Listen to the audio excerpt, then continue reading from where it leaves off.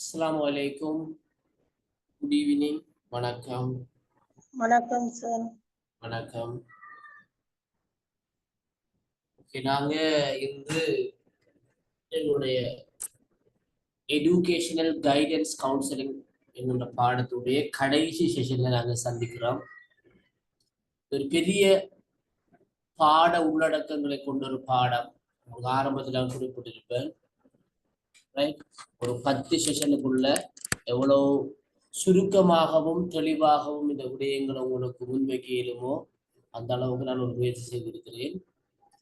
இன்று நாங்கள் கடைசியான ஒரு பகுதிக்கு ஒரு கடைசி தலைப்புக்கு நாங்கள் வந்திருக்கிறோம். ரைட், இது எல்லாருமே நீங்க அறிந்திருக்கின்ற கேள்விப்பட்டிருக்கின்ற ஒரு தலைப்பு தான் கெரியர் கைடன்ஸ், தொழில் வழிகாட்டல். தொழில் வழிகாட்டல் சம்பந்தமாக நீங்க நிறைய விஷயங்களை அறிந்திருப்பீர்கள். ஒரு சமூகத்துல அடிக்கடி தொடர்பான வழிகாட்டல் இடம்பெற்றிருக்கும். அதனோடு தொடர்பான ஒரு தலைப்பை தான் இந்த செஷன்ல வந்து நாங்க கலந்துரையாடுவதற்கு இருக்கிறோம்.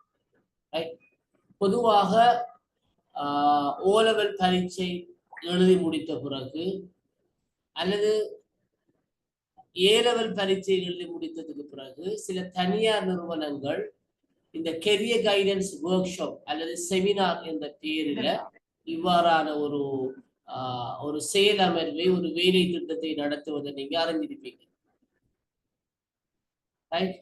அவர்களுடைய நோக்கம் சில நேரங்களில் அவங்களால ஆரம்பிக்கப்படுகின்ற பாடநெறிகளுக்கு மாணவர்களை இழைத்துக் கொள்வது என்பதாக இருந்தாலும், பொதுவாகவே மாணவர்களுக்கு இந்த தொழில் வழிகாட்டல் தொடர்பான விளக்கம், பயிற்சி, அறிவு, அனுபவம் வழங்கப்பட வேண்டியது அவசியம்.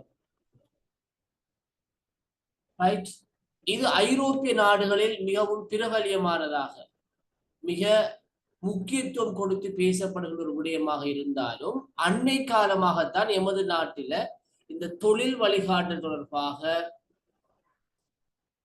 அதிகமானவருடைய கவனம் ஈர்க்கப்பட்டிருக்கிறது. ஏன்னு சொன்னால், எங்கள பெரும்பாலானோர் எண்ணிக்கொள்கின்றோம், நாங்க பாடசாலையில ஓலெவல் பரீட்சை சித்தி அடைந்து ஏலெவல் பரீட்சை ஏலெவலுக்கு சென்று அங்கு கற்று ஏலெவல் பரீட்சையிலும் அதிகூடிய பெறுபவர்களை பெற்று பல்கலைக்கழகம் செல்கின்றோம். இன்னும் சிலர் வந்து கல்வி கல்லூரிகளுக்கு செல்கின்றார்கள்.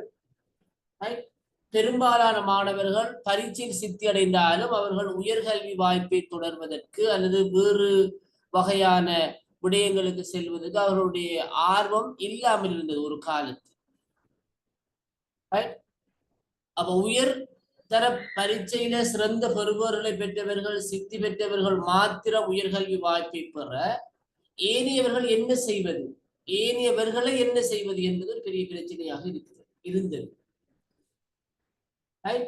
குறிப்பாக கணித விஞ்ஞான துறையில உயர்தரத்துல கற்றவர்கள் அவர்கள் பல்கலைக்கழகம் செல்லாவிட்டாலும் அவர்கள் பல்வேறு துறைகள்ல உயர்கல்வி வாய்ப்புகளை, தொழிற்கல்வி வாய்ப்புகளை பெற்று உள்நாட்டிலும் வெளிநாடுகளிலும் சிறந்த தொழில் நிலைமைகளில் காணப்படுகின்றனர். இந்த கலைத்துறை மற்றும் வர்த்தகத்துறை போன்றவற்றில் கற்கின்றவர்களுக்கு தான் அதிகமான சிரமங்கள், அதிகமான பிரச்சனைகள் ஏற்படுகிறது. என்ன செய்வது? உண்மையிலேயே அவர்களுக்கு இந்த தொழில் வழிகாட்டு தொடர்பான விளக்கம் வழங்கப்படுமாக இருந்தால் அவர்கள் உயர்தரத்தில் பெற்றுக்கொண்ட பெறுவோர் ஒரு அடிப்படையான தகமை மட்டும்தான். இன்னும் தன்னுடைய தகமைகளை வளர்த்துக் கொள்வதற்கு ஏராளமான வழிகள் காணப்படுகிறது என்ற விளக்கத்தை அவங்க பெற்றுக்கொள்ளக்கூடியதாக இருக்கு. துரதிர்ஷ்டவசமாக அந்த வழிகாட்டில் எல்லோருக்கும் கிடைக்கப்பெறுவது இல்லை. இன்று நாங்க பார்க்க போகின்ற தொழில் வழிகாட்டு தொடர்பான விடயமும் அவற்றோடு தொடர்பான ஒரு விடயம்தான். இப்போது நாங்க நேரடியாக விடயத்துக்கு நாங்க செல்வோம். உங்களுக்கு ஸ்கிரீன் ஷேர் பண்றேன், பிள்ளையை பார்த்து கொள்ளுங்க.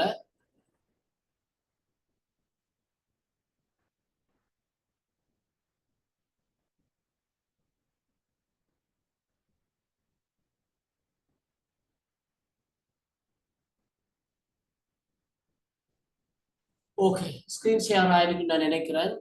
அப்ப இந்த இன்றைய தலைப்புல நம்முடைய கடைசி செஷன்ல நாங்க கலந்துரையாட போகின்ற தலைப்புகள்ல பாருங்க. தொழில் வழிகாட்டல் என்றால் என்னங்களுடைய இதை பார்க்க போகின்றோம். தொழில் வழிகாட்டலுடைய அவசியம், தொழில் வழிகாட்டல் எவ்வாறு தோற்றம் பெற்றது, எவ்வாறு வளர்ச்சி அடைந்தது என்ற விடயத்தை பார்க்க போகின்றோம். தொழில் வழிகாட்டல் ஆசிரியர் ஒருவருடைய வகிவாகவும் அவர் கொண்டிருக்க வேண்டிய திறன்களையும் பார்க்க போகின்றோம். பாடசாலையில இந்த கெரியர் கைடன்ஸ் யூனிட்டுக்கு பொறுப்பாக நியமிக்கப்படுகின்ற கவுன்சிலிங் டீச்சருடைய வகிபாகம் என்ன, அவர் இந்த துறை தொடர்பாக என்ன திறன்களை கொண்டிருக்க வேண்டும் என்று பார்க்க போகின்றோம். அதே போல தொழில் தகவல் சேவை சம்பந்தமாக பார்ப்போம். தொழில் உலகுக்கு தேவையான திறன்கள் சம்பந்தமாக பார்ப்போம். அடுத்து தொழில் தெரிவு கொள்கைகள் பார்க்க போறோம். தொழில் தெரிவு கொள்கைகள் ஒரு பெரிய டாபிக். எங்களுக்கு நேரம் இருந்தால் தான் அந்த டாபிக்கை பார்க்கக்கூடியதாக இருக்கும். முடியுமான வரைக்கும் முயற்சி. சரியா? ஓகே. இந்த வாய்ஸ் தெளிவா இருக்குதானே உங்களுக்கும் திருமகள்? ஆம் சார், கிளியரா இருக்கு.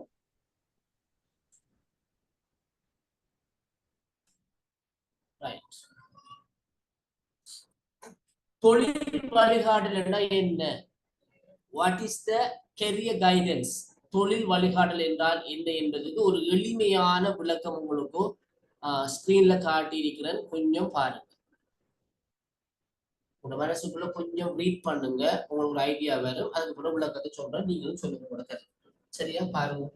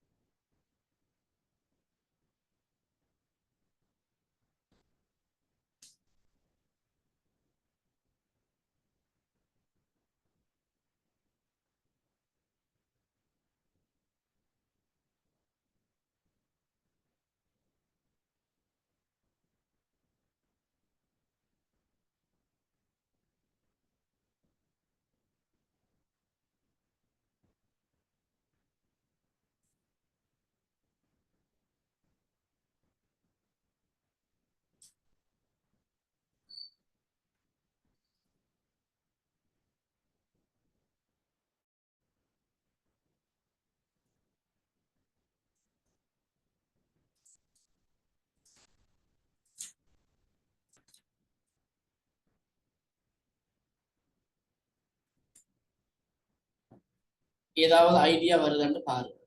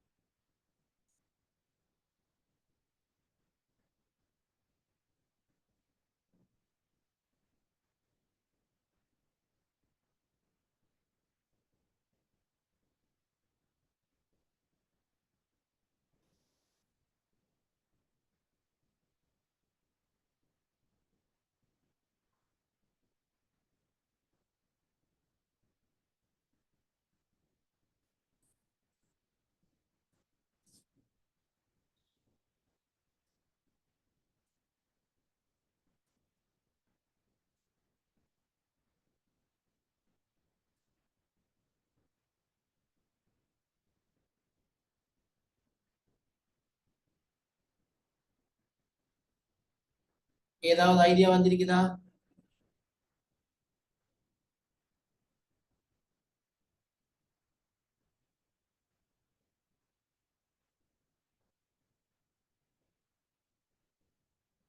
சொல்லுங்க. சார் ஒருவர் எனக்கு தொழில் ஒன்று செய்யணும்னு சொன்னா அந்த தொழில சிரம பெற்று அந்த தொழிலை சரியா செய்யறதுக்கு அவருக்கு ஒரு சிறந்த ஒரு வழிகாட்டலை தொழிலை சரியா செஞ்சு கொண்டு போறதுக்கு ஒரு வழிகாட்டல் தொழில் வழிகாட்டல் என்று சொல்லப்படுது. ஓகே.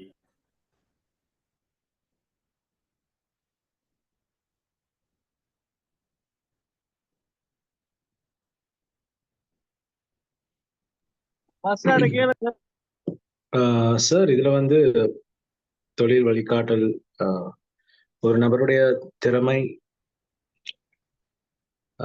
திறமையை சார்ந்து ஒரு சில விஷயங்கள் வந்து அவருடைய திறமையோடு இணைந்திருக்கும். ஸோ அது அந்த திறமை, அந்த ஸ்கில்ஸ், அதோடு அவருடைய வேலைக்கும் அவருடைய திறமைக்கும் நடுவில் இருக்கிற ஒரு இணைப்பு, அதன் அடிப்படையில் அவர் தன்னுடைய தொழிலை தெரிவு செய்து அதன் மூலம் வாழ்க்கை இலக்குகளை அடைவதற்கு தொழில் வழிகாட்டல் உதவுகிறது சார். அதான் தொழில் வழிகாட்டல் சொல்றது. ஓகே. வேறு யாராவது? இஸ்ரா, பாத்திமா, ஜெயலீலா?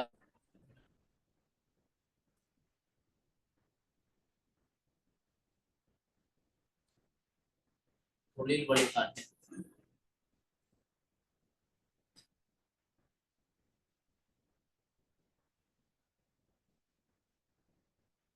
தெரியுமா யாராவது? நுஸ்ரா, ஷஃபா?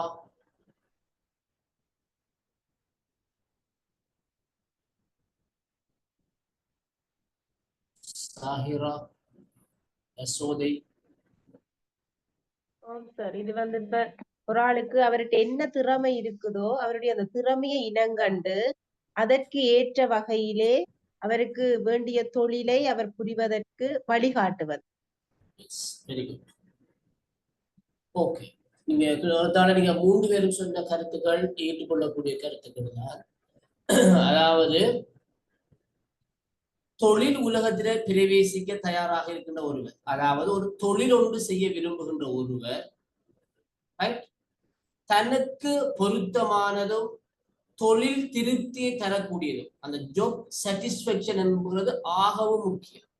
தொழில் திருப்தி என்பது தனக்கு விருப்பமானதும் தனக்கு தொழில் திருப்தி தரக்கூடியதும் தனது திறமைகள் ஆற்றல்கள் என்பவற்றுக்கு பொருந்தக்கூடிய வகையிலான ஒரு தொழிலொன்ற தெரிவு செய்வதற்கு, அந்த தொழிலுக்கு தன்னை தயார்படுத்திக் கொள்வதற்கு, அந்த தொழிலை அவர் பெற்றுக்கொள்வதற்கு, அந்த தொழிலை அவர் பெற்று அதில் முன்னேற்றம் அடைவதற்கு வழங்கப்படுகின்ற உதவி செயற்பாடுகளை தான் நாங்க தொழில் வழிகாட்டல் என்போம். உண்மையிலேயே இந்த ஆலோசனை கூறலும் வழிகாட்டலும் என்கிற இந்த பாடத்துல வழிகாட்டல் என்பது வேறு, ஆலோசனை கூறல் என்பது வேறு என்று நான் உங்களுக்கு ஆரம்ப வகுப்புகளில் உங்களுக்கு சொல்லி இருப்பேன். வழிகாட்டல் முதலில் தோன்றியதா, ஆலோசனை வழங்கல் முதலில் தோன்றியதா என்று பார்க்கின்ற போது வழிகாட்டல் தான் முதலாக தோன்றியது. உங்களுக்கு ஞாபகம் இருக்கலாம்னு நினைக்கிறேன். 1907ஆம் ஆண்டு அமெரிக்காவுடைய போஸ்டன் நகரத்துல பிராங்க் ஃபாசன் என்பவர் தான் இந்த தொழில் வழிகாட்டல் சேவையை ஆரம்பித்து வைத்தவர். அதை ஒரு ப்ரொஃபஷனலாக ஒரு வாழ்வாதாரத்துக்கான ஒரு தொழிலாக அவர் மேற்கொண்டார். இந்த தகவல் எல்லாம் நாங்கள் ஏற்கனவே பார்த்திருக்கின்றோம், அறிந்திருக்கின்றோம். ஆகவே இந்த பிராங்க் ஃபாசனால் ஆரம்பிக்கப்பட்ட இந்த சேவை தொழிலுக்கு வழிகாட்டுகின்ற ஒரு சேவையாகத்தான் ஆரம்பிக்கப்பட்டது. பிறகுதான் இந்த வழிகாட்டல் என்பது கல்வி சார்ந்த விடயத்தில, உடல்நலம் சார்ந்த விடயத்தில,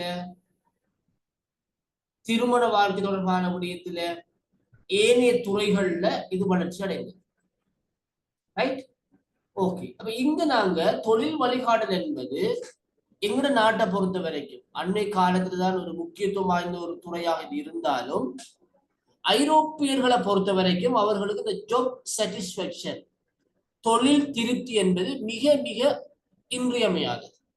அவங்க செய்யற தொழில அவங்களுக்கு பிடிச்சாத்தானே அவங்க அந்த தொழிலை செய்வாங்க. அவங்க செய்யற தொழில அவங்களுக்கு பிடித்திருந்தா தான் அந்த தொழிலை செய்வாங்க, இல்லாட்டி செய்ய மாட்டாங்க. ஆனா எங்கட 3ஆம் மண்டல நாடுகள்ல அவ்வாறு இல்லை. நாங்க ஏதாவது ஒரு வேலை செய்யணும், எங்களுக்கு வேலை கிடைக்கிறதே பெரிய விஷயம், தொழில் கிடைக்கிறதே பெரிய விஷயம். அதுல நாங்க தொழிலை தெரிவு செஞ்சுக்கிறதா தெரிகிறதா? தெரிகிறதுக்கு எங்களுக்கு சந்தர்ப்பம் கிடைக்குமாண்டா உண்மையாவே இல்லதான். ஆனால் ஐரோப்பியர்கள் அவ்வாறு இல்ல. அவங்க செய்யற தொழில அவங்க விரும்பினா திருப்தி அடைஞ்சா மட்டும்தான் அவங்க தொடர்வாங்க, இல்ல அவங்க தொழிலை விட்டு விடுவாங்க. அது மாத்திரமல்லாது ஒருவர் தன்னுடைய வாழ்க்கை முழுவதும் ஒரே தொழிலை செய்கின்ற பழக்கமும் அவங்ககிட்ட இல்லை. அடிக்கடி தங்களுடைய தொழிலை மாத்தி கொள்வாங்க. நாங்கள் அவ்வாறு இல்லை. நாங்க 30, 35, 40 வருடமாக ஒரே தொழிலை செய்வோம், அதே வேயில. அவங்க அவ்வாறு இல்லை, அதை மாற்றிக்கொள்வாங்க. ஆகவே ஐரோப்பியர்களை பொறுத்த வரைக்கும் உண்மையிலேயே இந்த தொழில் வழிகாடல் என்பது அவர்களுக்கு மிக முக்கியமானது. தற்காலத்துல எங்களோட நாட்டிலேயும் இந்த உலகமயமாக்கம், தொழில்நுட்ப சாதனங்களுடைய வளர்ச்சி, வெளிநாட்டு வேலை வாய்ப்பு என்பவற்றின் காரணமாக நாங்களும் சமூகத்தில் பல்வேறு புதிய புதிய தொழில்களை நாங்கள் அறிந்திருக்கின்றோம். புதிய புதிய தொழில்களை செய்ய வேண்டியிருக்கிறது. ஆகவே எங்கட சமூகத்திலே இந்த தொழில் வழிகாட்டல் அவசியமானதாக இருக்கிறது. இந்த வகையில தொழில் வழிகாட்டல் என்பது உங்கள் ஆரம்பத்தில் சொன்ன போல ஒருவர் தொழில் உலகில பிரவேசிக்கிறதுக்கு, தொழிலை பெறுறதுக்கும், தனது திறமைகள் ஆற்றல்களுக்கு ஏற்ப தொழிலொன்றை தெரிவு செய்வதற்கும் அவருக்கு அதற்கான தகமையுள்ளவர்களால் வழங்கப்படுகின்ற தொழிலை தெரிவு செய்வதற்கான உதவி, தொழிலுக்கு தயாராவதற்கான உதவி, தொழிலை பெற்றுக்கொள்வதற்கான உதவி, தொழில முன்னேற்றம் அடைவதற்கான உதவி, இந்த 4 வகையான உதவி செயற்பாடுகளுக்கு நாங்கள் வழங்குகின்ற பேரு தொழில் வழிகாட்டல். இப்போது ஒருவர் A-level முடிச்சிட்டார், பெறுபவர்களை பெற்றுட்டார். இப்ப அவர் தொழில் செய்ய போறோம். 18 வயதை தாண்டி இனி பெற்றோருடைய நிழல்ல இருக்கல. ஆகவே அவருக்கு எவ்வாறான தொழில் அவர் தெரிவு செய்யறது, எவ்வாறான தொழில் ஒன்று அவர் தெரிவு செய்யறது, அவருடைய கல்வி தகமை, தொழில் தகமை, திறமை, ஆற்றல், விருப்பம் என்பவற்றுக்கு ஏற்ப எவ்வாறு தொழில் ஒன்று, என்ன தொழில் அவர் தெரிவு செய்யறது என்பதற்கு அவருக்கு உதவி வழங்கப்பட்டாலும் அதுவும் தொழில் வழிகாட்டல். இப்ப அவர் அந்த தொழில் தெரிவு செஞ்சுட்டார், நான் இந்த ஃபீல்டு தான் செய்யறது, நான் இந்த துறைக்குள்ளதான் போறேன். ரைட்? இப்ப இந்த தொழிலுக்கு தயாராகணும், தொழில் அவர் என்ன செய்யணும், பெறணும். அப்ப அதற்காக சில நேரங்கள் அவர் மேலதிகமான சில பாடநெறிகளை தொடர்றதுக்கு, சில திறமைகளை, சில ஆற்றல்களை வளர்த்து கொள்ள வேண்டி இருக்கு. அதற்காக வழங்கப்படுகின்ற உதவியும் தொழில் வழிகாட்டல் தான். ரைட்? இப்ப அந்த தகமையும் அவர் பூர்த்தி செய்துட்டார். இப்ப தொழிலை பெற வேணும். ரைட்? இப்ப என்ன செய்வாங்க, தனியார் நிறுவனங்களோ அரசு நிறுவனங்களோ என்ன செய்வாங்க, தொழிலுக்கான தங்களுடைய அறிவித்தலை வெளியிடுவாங்க. கெசட் நோட்டிபிகேஷன்ல போடுவாங்க, அல்லது பத்திரிகை விளம்பரங்கள்ல, அல்லது சமூக வலைத்தளங்களும் கூட தொழில்களுக்கான விளம்பரங்கள், விண்ணப்பங்கள் கோரப்படும்.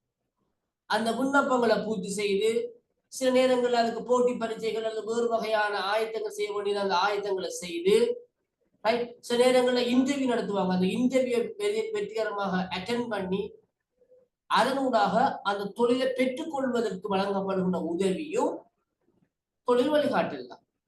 இவர் தொழிலை பெற்றுட்டார், இப்ப அந்த தொழில அவர் முன்னேற்றம் அடையணும். அதே பொசிஷன்ல இருக்கிறார், அந்த துறையில அவர் உச்சத்தோடும். அதற்காக அவர் மேலும் என்னென்ன பாடநெறிகளை தொடர வேணும், மேலும் என்னென்ன பயிற்சிகளை பூர்த்தி செய்ய வேணும் என்பது சம்பந்தமான விளக்கங்களை வழங்கி அவர் இப்போது இருக்கின்ற தொழில உச்சத்தை தொடுவதற்கு, முன்னேற்றம் அடைவதற்கு, டெவலப் ஆகுவதற்கு அவருக்கு வழங்கப்படுகின்ற உதவியும் தொழில் வழிகாட்டல். அப்ப தொழில் வழிகாட்டல் என்பது தனக்கு பொருத்தமான தொழிலோட தெரிவு செய்வதற்கு, அதுக்கு தயாராகிறதுக்கு, அந்த தொழிலை பெறுவதற்கு, அந்த தொழில முன்னேற்றம் அடைவதற்கு வழங்கப்படுற எல்லா விதமான உதவி செயற்பாடுகளும் தொழில் வழிகாட்டல் எனப்படும். கிளியரா? விளங்கிட்டா மக்கள்? விளங்கிட்டா? ஓம் சார்.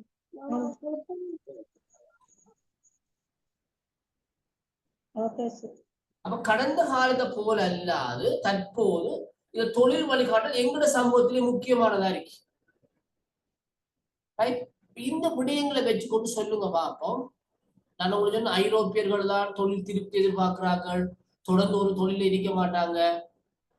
தொழில் அடிக்கடி மாற்றி கொள்வாங்க. அவங்களுக்கு தான் புதிய புதிய தொழில்கள் எல்லாம் அதிகமாக அறிமுகமாகுது. அவங்க தான் இந்த தொழில் வழிகாட்டல் ஆரம்பத்துல மேற்கொண்டாங்க. ரைட் 1907ஆம் ஆண்டுல இருந்து இந்த வேலை அவங்கள்ட்ட நடந்திருக்குது. எங்களுக்கு 1982ஆம் ஆண்டு தான் இந்த சேவை இலங்கைக்கு வந்திருக்கிறது. இப்ப நீங்க சொல்லலாம், இப்போது நிலைமையில இந்த தொழில் வழிகாட்டல் எங்களோட சமூகத்துக்கு ஏன் அவசியம்? ரைட், கொஞ்சம் யோசிச்சு உங்களோட கருத்துக்களை சொல்லலாம். ஒரு 5 மினிட்ஸ் டைம் எடுத்துக்கொள்ளுங்க.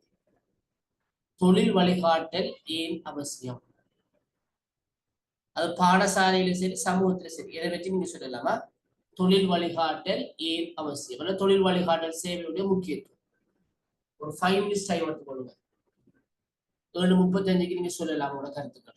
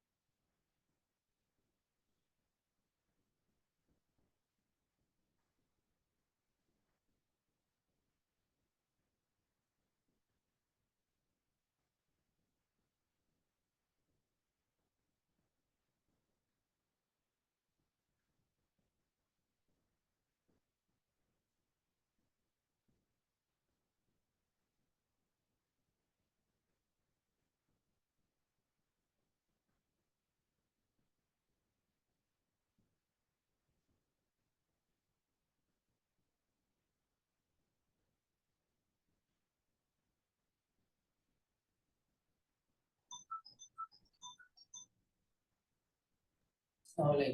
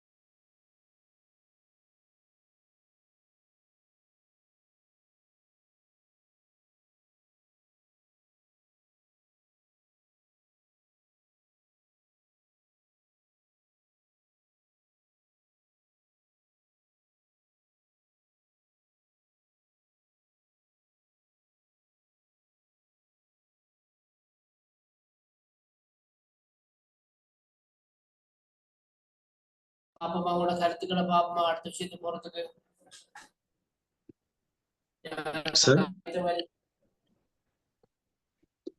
சார் சொல்லுங்க. Yes sir. வேலை தொழில் வழிகாட்டுதல் ஏன் முக்கியமானது? ஒரு சில காரணங்கள். முதலாவது, வாழ்க்கை குறிக்கோள்கள் மற்றும் திசையை பற்றிய தெளிவை அறிந்து கொள்வதற்கு உதவுகிறது. அதாவது ஆக்கப்பூர்வமான வேலை வாய்ப்புகள் அதிகரித்து வருகிறது நாட்களிலே. அதனாலே தொழில் வழிகாட்டுதல் நபர்களுக்கு அவர்களின் திறமைகள், விருப்பங்கள் மற்றும் மதிப்புகளுடன் பொருந்தும் வேலை வாய்ப்புகளை தேர்ந்தெடுக்க இது உதவி செய்கிறது.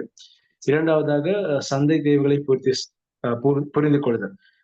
வேலை சந்தைகள் வேகமாக மாறுவதால் குறிப்பிட்ட திறன்கள் மற்றும் பணிகள் முக்கியத்துவம் பெறுகின்றன.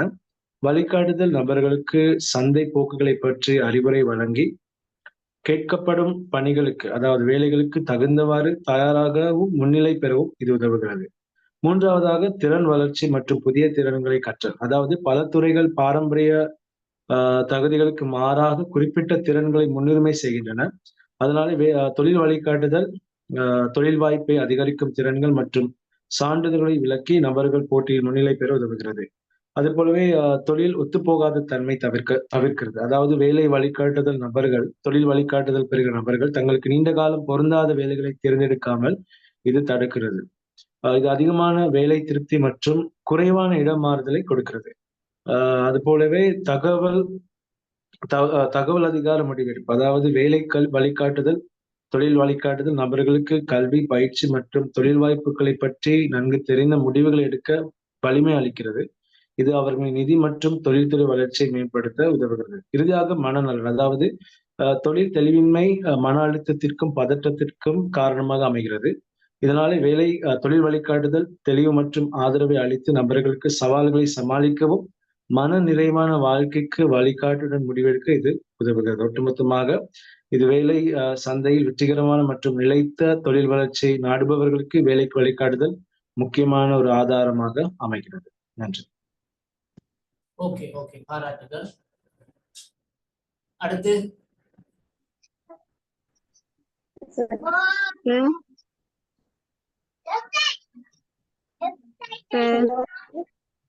சொல்லுங்க. மாணவர்களோட ஆற்றல்கள், திறமைகள், அவங்களுடைய ஆளுமை பண்புகள், அவங்களுடைய கல்வி தகமைகளை இனங்கண்டு அதற்கேற்ப அவங்களுக்கு பொருத்தமான ஒரு தொழிலை தெரிவு செய்து கொள்வதற்கு இந்த தொழில் வழிகாட்டல் ஆலோசனை பயனுடையதாக இருக்கும். அடுத்தது உயர்கல்வி, தொழிற்பயிற்சி ஆகியவற்றை பெறக்கூடிய வாய்ப்பு வழிகளை தெரிவிப்பதற்கு இது உதவியாக இருக்கும். அடுத்தது பொருளாதார வசதி குறைந்தவர்களுக்கு உதவி வழங்கக்கூடிய நிறுவனங்கள் பகுதி நேர கல்வி வாய்ப்பு, பகுதி நேர வேலை வாய்ப்பு ஆகியவற்றை பெற்றுக்கொள்ளக்கூடிய வழிவகைகளை இது அறிவிக்கும்.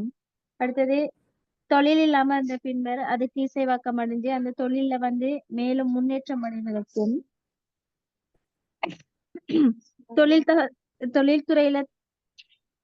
தொழில்துறையில சுமூகமான உறவுகளை பேணிக் கொள்வதற்கும், தொழிலில் ஏற்படக்கூடிய பிரச்சனைகளை சரியான முறையில் தீர்த்து அதன் அடிப்படையில தொழில் அபிவிருத்தி அடைவதற்கும் இந்த தொழில் வழிகாட்டல் ஆலோசனை உதவியாக இருக்கும். சில வேளைகள்ல பிறப்புகள்ல அல்லது விபத்துகள்ல நோய்கள் ஏற்பட்டு உடல்ல உள்ள குறைபாடு பெற்றவர்களுக்கும் பொருத்தமான ஒரு தொழிலை தெரிவு செய்து அந்த தொழிலின் அடிப்படையில தன் வாழ்க்கைக்கு தேவையான மறுவாழ்வு திட்டங்களை அளிப்பதற்கும் இந்த தொழில் வழிகாட்டல் ஆலோசனை உதவியாக அமையும். ஓகேவா? ஓகே, பாராட்டுகள்.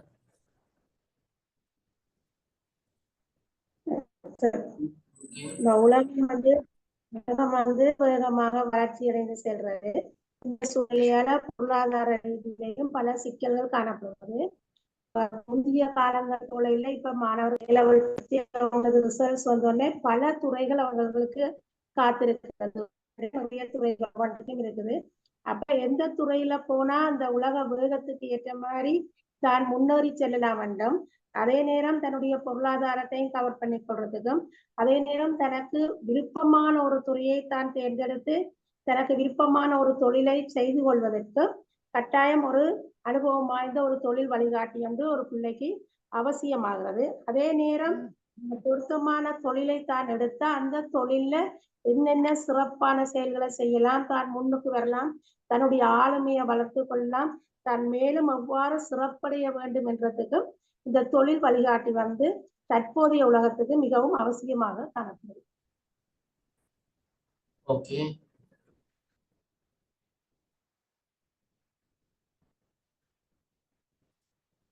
வேறு யாராவது? ஜலீலா, நான் சொல்றேன்.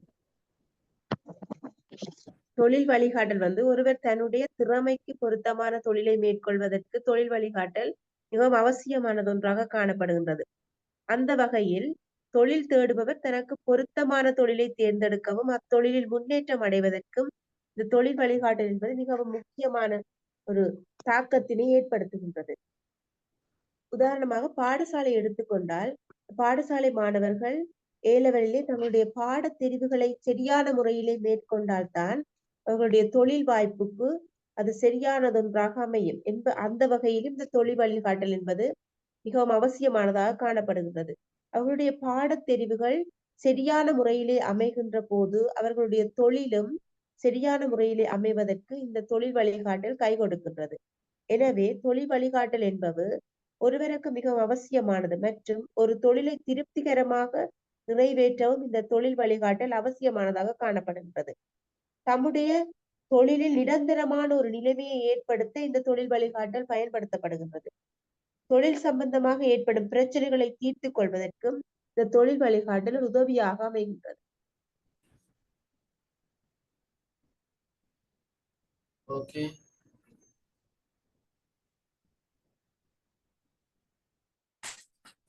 பார்ப்போம். இந்த கருத்துக்கள் எல்லாமே ஆக்கபூர்வமானவை, சிறப்பாக இருந்துச்சு. குறிப்பாக எமது சமூகத்தில் இப்போது பல புதிய தொழில்துறைகள் உருவாகி வருகின்றது. அந்த புதிய தொழில்துறைகள் என்ன, அவற்றுக்கான பணிப்பகிர்வு என்ன, எவ்வாறான கடமை கூறுகள் அந்த பணிக்காக மேற்கொள்ள வேண்டும் என்பதற்கான விளக்கத்தை சமூகத்துக்கு வழங்க வேண்டி உள்ளது. அந்த வகையில தொழில் வழிகாட்டல் அவசியமானதாக இருக்கின்றது.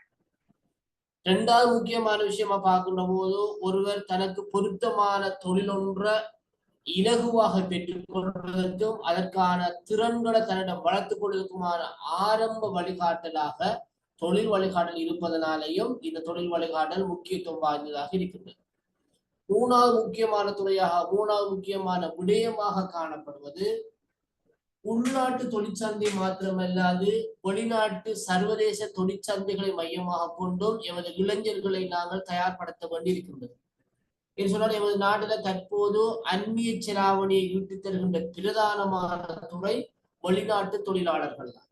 ஒரு காலகட்டத்தில் தேயிலை ஏற்றுமதி மூலம் நாங்கள் உச்ச வருமானத்தை வெளிநாட்டு அந்நிய செலாவணியை பெற்றிருந்தோம். பிறகு ஆடை தொழில்துறையில பெற்றிருந்தோம். இப்ப அந்த துறைகள் ரெண்டுமே வீழ்ச்சி அடைந்து இப்போது வெளிநாட்டு தொழிலாளர்கள் மூலமான வருமானம் தான் அந்நிய செலாவணியாக இருக்கின்றது. அதுக்கு அடுத்த இடத்துல உல்லாச பயணத்துறை காணப்படுகிறது. அவை வெளிநாடுகள்ல எவ்வாறான தொழில்களுக்கு தேவை காணப்படுகிறது, அந்த தேவைகளை நிறைவு செய்வதற்கு நாங்கள் வளர்த்துக் கொள்ள வேண்டிய திறன்கள் என்ன போன்ற விளக்கத்தை நாங்கள் பெற்றுக்கொள்வதற்கு இந்த தொழில் வழிகாட்டல் அவசியமானதாக இருக்கின்றது. அடுத்த தொழில் நிலைமைகளில் காணப்படுகின்ற சிக்கல்களை பிரச்சனைகளை இலகுவாக எதிர்கொண்டு பொருத்தமான தொழில்துறை ஒன்று தெரிவு செய்வதற்கும் அந்த தொழிலை இலகுவாக பெற்றுக்கொள்வதற்குமான வழிகாட்டல்களை வழங்குவதற்கும் இந்த தொழில் வழிகாட்டல் அவசியமானதாக இருக்கின்றது என்று நீங்க சொன்ன கருத்துக்கு மேலதிகமாக இந்த கருத்துக்களையும் சேர்த்துக் கொள்ளலாம். ஓகே, நாங்க அடுத்த விஷயத்துக்கு போவோம். இல்ல பாருங்க, பாடசாலை மாணவர்களை மையப்படுத்தி சொல்லி இருக்கிறேன். தமது விருப்பத்துக்கும் திறமைகளுக்கும் ஏற்ப பாடங்களை அல்லது பாட தொகுதிகளை தெரிவு செய்து கொள்வதற்கு, பல்வேறு தொழில்சார் கல்வி மற்றும் உயர்கல்வி பற்றிய வழிகாட்டல்களை பெற்றுக் கொள்வதற்கு, எதிர்கால தொழிலை தெரிவு செய்து அதற்கு இசைவாக்கம் அடைவதற்கு, தற்போதைய தொழில் உலகை அறிந்து கொள்வதற்கு, தொழில் விருப்பங்களை மாணவர்களிடம் ஏற்படுத்திக் கொள்வதற்கு, தொழில் உலகில் தோன்றும் சவால்களுக்கு வெற்றிகரமாக முகம் கொடுக்கும் திறனை வளர்த்துக் கொள்வதற்கு மாணவர்களுக்கு தொழில் வழிகாட்டல் அவசியம். அதே போல சமூகத்துக்கு பார்க்கின்ற போது தனக்கு பொருத்தமான தொழிலை தெரிவு செய்வது, தொழில் திருப்தியை பெற்றுக் கொள்வது, தொழில் முன்னேற்றத்துக்கான தகுதிகளை வளர்த்துக் கொள்வது, தொழில் உலகில் தோன்றும் சவால்களை வெற்றி கொள்வது, தொழிலுக்கு தன்னை தயார் செய்து கொள்வது, போட்டி பரீட்சை மற்றும் நேர்முக தேர்வு என்பவற்றை வெற்றிகரமாக எதிர்கொள்வதற்கு சொல்லி சமூகம் சார்பாக சில விடயங்களை நாங்கள் சொல்லி இருக்கின்றோம். ஓகே, இதுல உங்களுக்கு ஆரம்பத்திலே சொன்ன விஷயம் தொழில் வழிகாட்டல் என்கின்ற இந்த சேவையுடைய தோற்றமும் வளர்ச்சியும் சம்பந்தமாக நாங்க பார்க்கின்ற போது 1908 பிராங்க் பாசந்தல் பொஸ்டன் நகரத்துல அமெரிக்காவில இளைஞர் யுவதிகளுக்கு தொழில் வழிகாட்டுகின்ற மத்திய நிலையம் ஒன்றை தாவித்து அதன் ஊடாக தொழில் வழிகாட்டல் சேவை முதலாக இந்த உலகத்துக்கு அறிமுகம் செய்தார்னு சொல்லி பார்த்தோம்.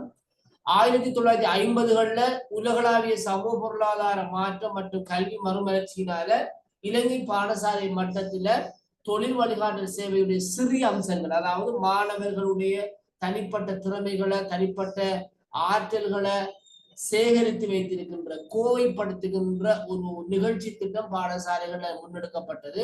அது மாத்திரமல்லாது பாடசாலை மாணவர் தொடர்பான தனிப்பட்ட தகவல்களை திரட்டுகின்ற ஒரு சேவையும் இலங்கையில் இடம்பெற்றது. அடுத்தது 1957 10ஆம் இலக்க சுற்று நிருபத்தின் மூலமாக இந்த தொழில் வழிகாட்டு தொடர்பான விடயங்களை பாடசாலையில் ஒரு வரையறுக்கப்பட்ட வகையில வழங்கி வந்திருக்கின்றார்கள்.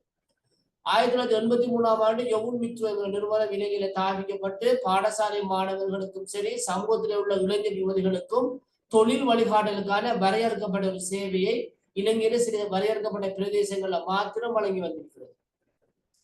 அதே போல 2003 6ஆம் இலக்க சுற்று நிருபம் 2006 16ஆம் இலக்க சுற்று நிருபம் என்பன பாடசாலைகள்ல இந்த தொழில் வழிகாட்டல் சேவை மற்றும் வழிகாட்டல் ஆலோசனை குழு சேவையினுடைய முக்கியத்துவம் அதனுடைய பணிகள் தொடர்பான விளக்கங்களை தெளிவுபடுத்தி வெளியிடப்பட்டிருக்கிறது.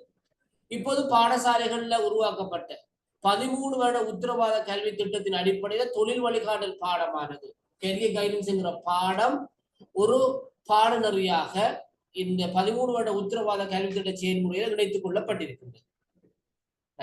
இப்ப பாருங்க, இது பாடசாலையில கெரியர் கைடன்ஸுக்கு பொறுப்பாக இருக்கின்ற ஒரு ஆசிரியர், அவர் அந்த தொழில் வழிகாட்டல் சேவையை வெற்றிகரமாக மேற்கொள்வதற்கு தொழில் வழிகாட்டல் சேவையை மாணவர்களுக்கு வினைத்திறனாக வழங்குவதற்கு அவர் கொண்டிருக்க வேண்டிய வகிபாகங்கள் உங்களுக்கு காட்டப்பட்டிருக்கு. வசதி வழங்குவராக இருக்க வேணும், ஒரு ஃபெசிலிட்டேட்டராக இருக்க வேணும்.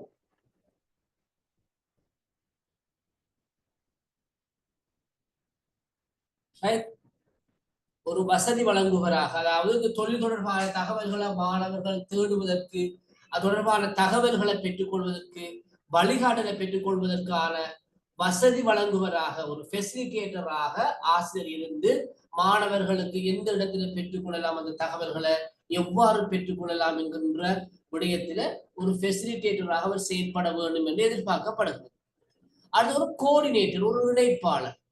பாடசாலை மாணவர்களுக்கு தேவையான தொழில் வழிகாட்டலை வழங்குகின்ற சந்தர்ப்பத்துல சமூகத்துல காணப்படுகின்ற சில வல்லுநர்கள், தொழில் வல்லுநர்கள், தொழில் அதிபர்கள், தொழில்துறை தொடர்பான விடயங்கள்ல பாண்டித்தியம் பெற்றவர்களை பாடசாலைக்கு அழைத்து வந்து அவர்கள் மூலமாக எமது பாடசாலை மாணவர்களுக்கு தேவையான தொழில் வழிகாட்டலை வழங்குவதற்கு ஒரு கோஆர்டினேட்டராக பாடசாலை மாணவர்களுக்கும் அந்த தொழில் வல்லுநருக்கும் அந்த தொழில் நிபுணருக்கும் இடையிலான ஒரு கோஆர்டினேட்டராக ஆசிரியர் செயற்பட வேண்டும் என்று எதிர்பார்க்கப்படுகிறது. அதுதான் இணைப்பாளர் வகிப்பாகும். அடுத்தது வளவாளர், ஒரு ரிசோர்ஸ் பர்சன். ஆசிரியர் சமூகத்துல இளைஞர் யுவதிகளுக்கு தொழில் தொடர்பான வழிகாட்டலை வழங்கக்கூடிய செயல் அமர்வுகள்ல தன்னை ஒரு வளவாளராக கூட பயன்படுத்திக் கொள்ளலாம். இளைஞர் யுவதிகளுக்கு தேவையான தொழில் வழிகாட்டலை அவர்களுக்கு வழங்கலாம். அதுல அவர் ஒரு ஃபெசிலிட்டேட்டராக ஒரு கோஆர்டினேட்டராக இருக்கிறது மாத்திரமல்லாது ஒரு ரிசோர்ஸ் பர்சனாகவும் இருக்கலாம்.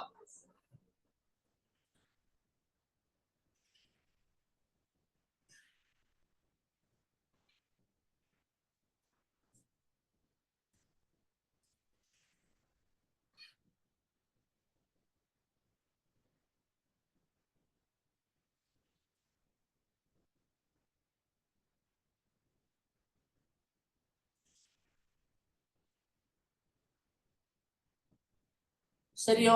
ஓகே. அடுத்து பாருங்க, ஒரு ரிசர்ச்சர், ஒரு ஆய்வாளர்.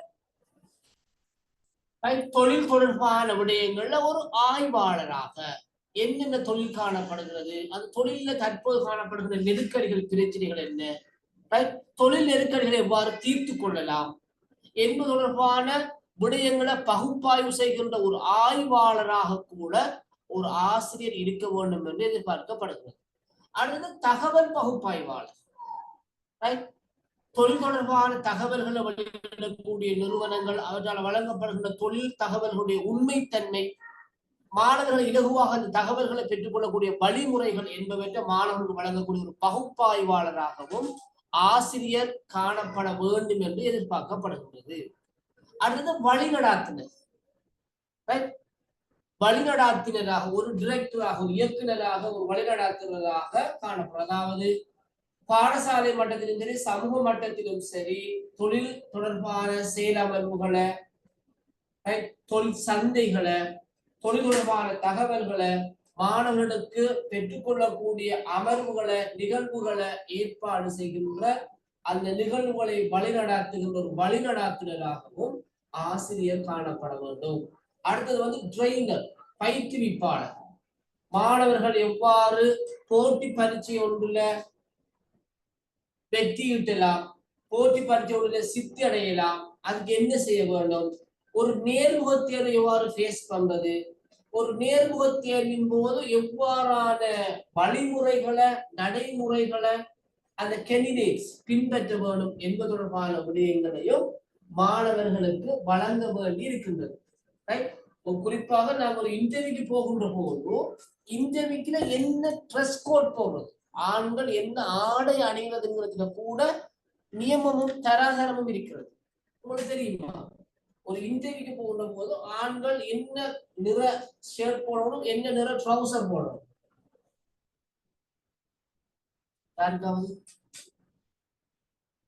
ஒரு இன்டர்வியூ போகிறோம், ஒரு வெள்ளை கலர் ஷர்ட்டும் பிளாக் கலர் ட்ரவுசர், சட்டை அணியோடு என்ன கலர் ஸ்கார்ட் சட்டை போடணும். Light blue and black trousers, sir. Light blue and black trousers. இல்ல, white and black. white and black இல்ல, அது ட்ரைனீஸ் தான் அது.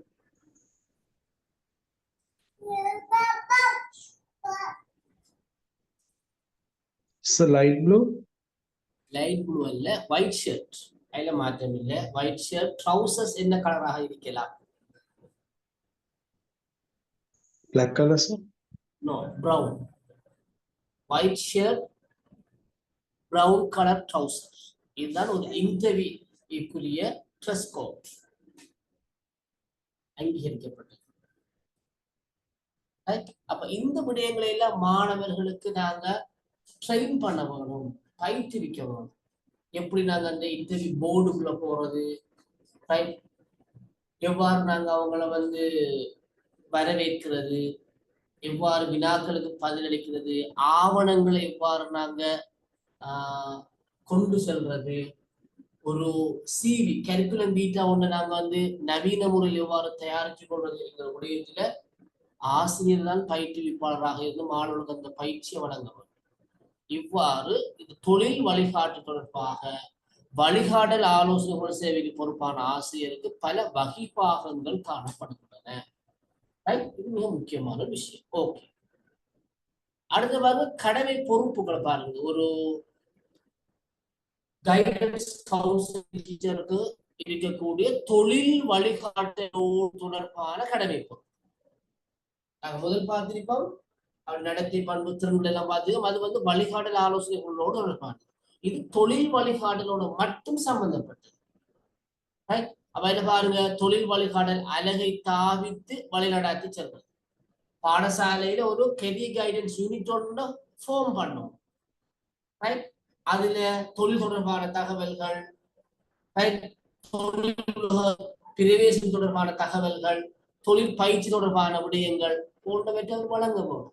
மாணவர்களுக்கு சில சந்தர்ப்பங்கள்ல ஒத்திகைகளை நடத்த வேணும், ரிஹர்சல் செய்ய வேணும்.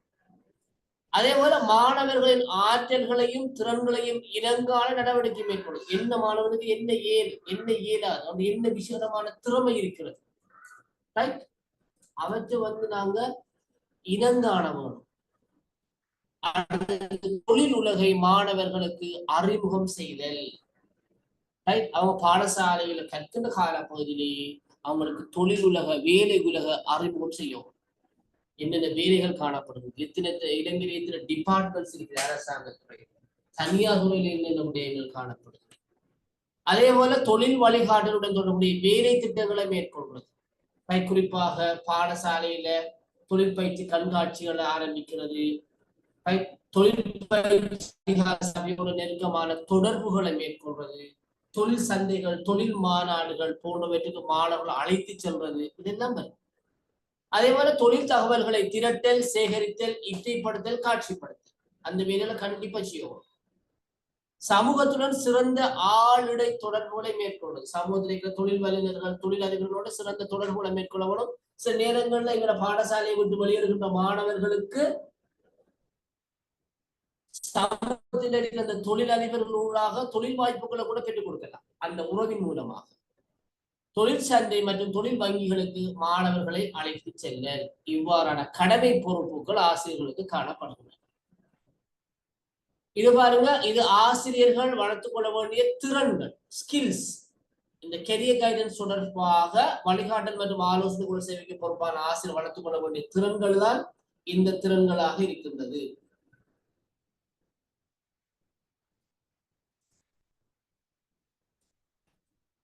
சரியா?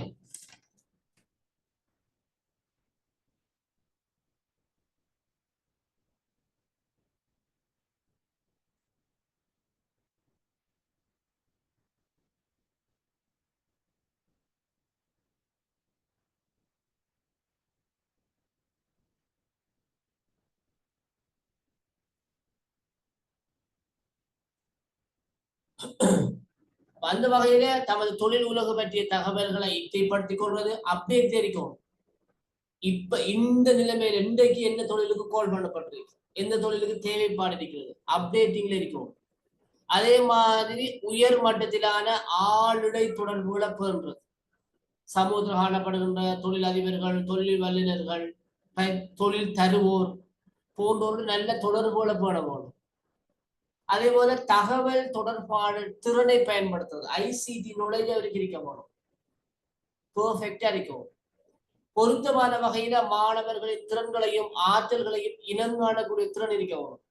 என்ன மாணவனுக்கு என்ன ஏழும் என்ன இயலாது, எதுல அவன் பெஸ்ட், எதுல அவன் வளர்த்து கொள்ள வேண்டிய நிலையில காணப்படுறான். அதே போல ஆவணங்களை நடைமுறைப்படுத்துறது, டாக்குமெண்ட்டை சரியா பேணக்கூடியவராக, டாக்குமெண்ட்டை சரியா கையாளக்கூடியவராக இருக்க வேணும் டாக்குமெண்ட்ஸ். அதே போல தொழில் வழிகாட்டல் அலகை நடத்தி ஸ்கூல்ல அந்த கெரியர் கைடன்ஸ் சரியாக நடத்தி செல்ல வேணும். அது மூடின மாதிரி, அதுல ஒட்டின தகவல்கள் ஒட்டின மாதிரி, அது அழுக்கு பிடிச்சி புழுதி படிந்திருக்கிறாமல வச்சுக்கொள்ளாமலுக்கு அந்த அழகு சிறப்பான சேவைகளை மாணவர்களுக்கு வழங்கக்கூடிய வகையில அந்த யூனிட்டை நடத்தி செல்ல வேணும். இவைகள் திறன்களாக இருக்கின்றன. இது பாருங்க, இது தொழில் தகவல் சேவை. தொழில் தொடர்பான தகவல்களை வழங்குற சேவை கூட பாடசாலைகள்ல இந்த யூனிட்டால வழங்கப்பட வேணும். அதுல தொழில் தகவல் என்றால் என்னன்னு பார்க்கின்ற போது, தொழில் தொடர்பாக காணப்படுகின்ற விளக்கங்களை, தகவல்களை பெற்று தொகுத்து மாணவர்களுக்கு வழங்குகின்ற சேவைதான் தொழில் வழங்கல் தொழில் தகவல் சேவை.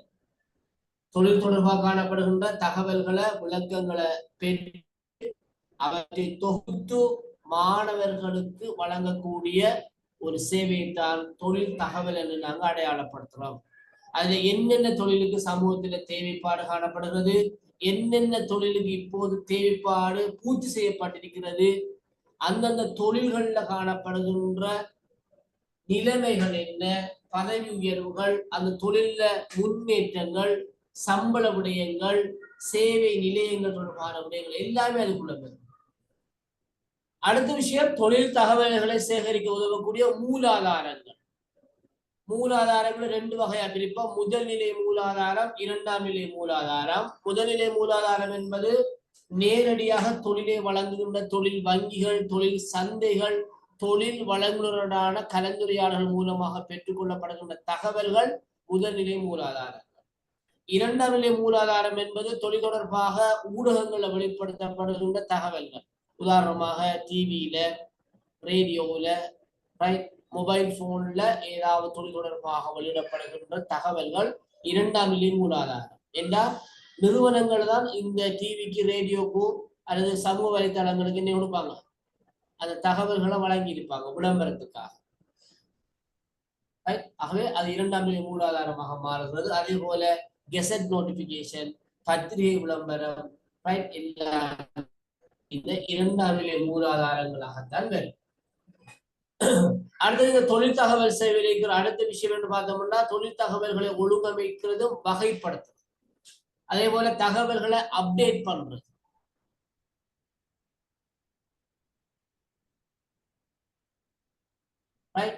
அடுத்த தகவல்களை பயன்படுத்துறது, தொழில் தகவல் அலகை தாவிக்கிறது. அடுத்தது பரிந்துரைத்தல் சேவையை வழங்குறது, பரிந்துரைத்தல் சேவையை வழங்குறது. ஓகே, இதன் உங்களுக்கு அடுத்த ஆக்டிவிட்டிக்குரிய தலைப்பு தொழில் உலகுக்கு தேவையான திறன்கள். மாணவர்கள் தொழில் உலகில பிரவேசிக்கிறதுக்கு சில திறன்களை வளர்த்து கொள்ள வேணும். அவ்வாறான திறன்களை ரெண்டு பெரிய பிரிவா பிரிப்போம். ஒன்று மென் திறன், அடுத்தது வன் திறன். சாஃப்ட் ஸ்கில்ஸ், ஹார்ட் ஸ்கில்ஸ் சொல்லுங்க.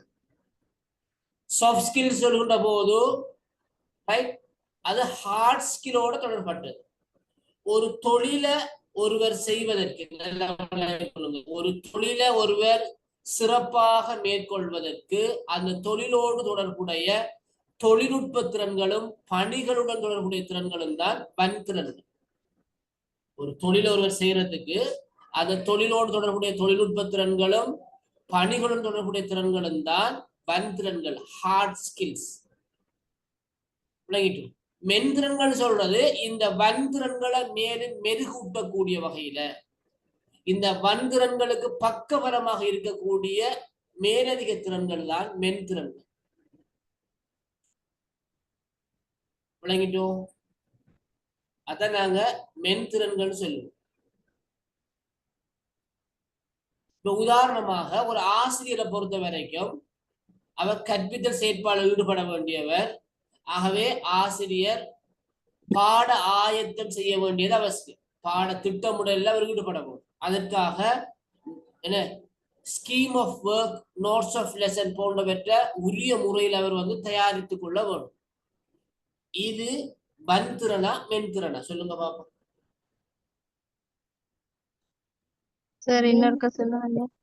ஒரு ஆசிரியர் கற்பித்தல் செயல்முறையில் ஈடுபடுகின்ற ஒரு ஆசிரியர் அந்த கற்பித்தல் பணியை சிறப்பாக மேற்கொள்வதற்கு பாட திட்டமிடல் செய்ய வேண்டியது அவசியம்.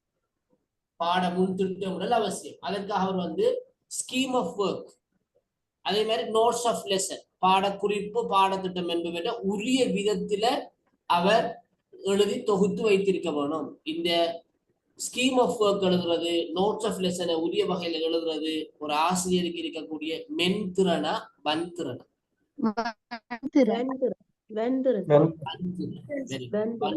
ஏன் வன்திறன் சொல்றோம்? தொழிலோடு தொடர்பான.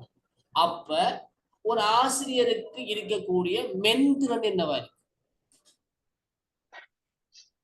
வகுப்பறையை கட்டுப்படுத்திக் கொள்வது, சிறந்த தொடர்பாடல். வகுப்பறை கட்டுப்பாடும் வன்திறன் தான். ஏன்? கிளாஸ் ரூம் மேனேஜ்மெண்ட் ஒரு வன்திறன். அவர் கற்பித்தலை சிறப்பா மேற்கொள்வதை செய்யணும். அது அவருடைய பணி.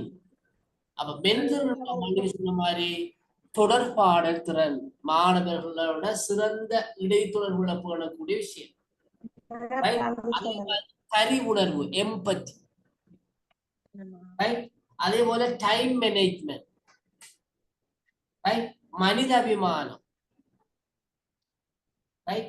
நேர் மனப்பாங்கு, சிறந்த குரல் வளம்,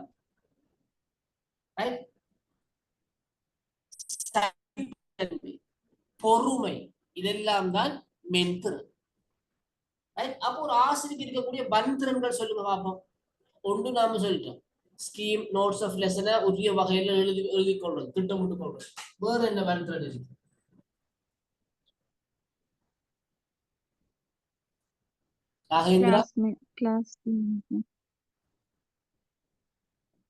சொல்லுங்க, யாராவது சொல்லுங்க.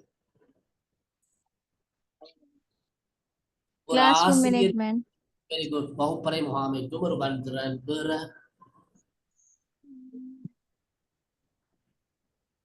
கற்பித்தல் கற்பித்தல் இந்த கணிப்பீடு மதிப்பீடு கற்பித்தல் சம்பந்தமான அந்த உபகரணங்கள் எல்லாம் கணிப்பீடு தயாரித்து செய்யறது கணிப்பீடு செய்யறது ஓ, கணிப்பீடு மதி- மதிப்பீடு வரும் மதிப்பீடு செய்யறது மந்திரன் என்ன அதே மாதிரி பொருத்தமான கற்பித்தல் சாதனங்களை பயன்படுத்துறது பண்திறன் மந்திரன். Very good மந்திரன். கற்பித்தல் முறை இருக்குதான பிள்ளைகள் மந்திரன் மெந்திரன் அவரவர் தொழிலுக்கு ஏற்ப வேறுபடும். உதாரணமா ஒரு ஆசிரியருக்கு நேர முகாமைத்துவம் அது ஒரு மென்திறன். ஏன்னு சொன்னா ஒரு நிமிடம் முந்தலாம் ஒரு நிமிடம் பிந்தலாம், என்ன 2-3 நிமிடம் முந்தலாம் பிந்தலாம். அது ஒரு பெரிய பாரிய பிரச்சனையே இல்லை. அரை மணி நேரம் 10 நிமிஷம் பிந்தினா தான் பிரச்சனை. வகுப்பு போறது இப்போ கிரேட் 10க்கு ஒரு பாடம் 4ஆம் பாடம், அது முடி 5ஆம் பாடம் கிரேட் 6க்கு இருக்கு. அப்ப அந்த பாடத்தை சரியா முடிஞ்சிட்டு கிரேட் 6 வகுப்புக்கு நம்ம போறதுக்கு எப்படி ஒரு 2-3 மினிட்ஸ் போகும் தானே, நம்ம டைம் எடுக்கும் தானே, என்ன நடந்து போங்க அடுத்த வகுப்பு. அப்ப அது ஒரு பெரிய பிரச்சனையே இல்லை. அப்ப ஆனா இருந்தும் நாங்க உரிய டைமுக்கு வந்து 2-3 மினிட்ஸுக்குள்ளே உரிய வகுப்புக்கு நாம போறது ஒரு மென்திறன், டைம் மேனேஜ்மெண்ட். ஆனா ரயில்வே நிலையத்துல பணிபுரிகின்ற டைம் கீப்பர் இருக்க அவருக்கு நேர முகாமை வன்திறன மென்திறன் அவருக்கு பண்திறன் வன்திறன். அவர் டியூட்டியை சரியா அந்த இதை டைம் கீப் பண்ணணும், இல்லாட்டி விபத்துகள் ஏற்பட்டு பழகிட்டு.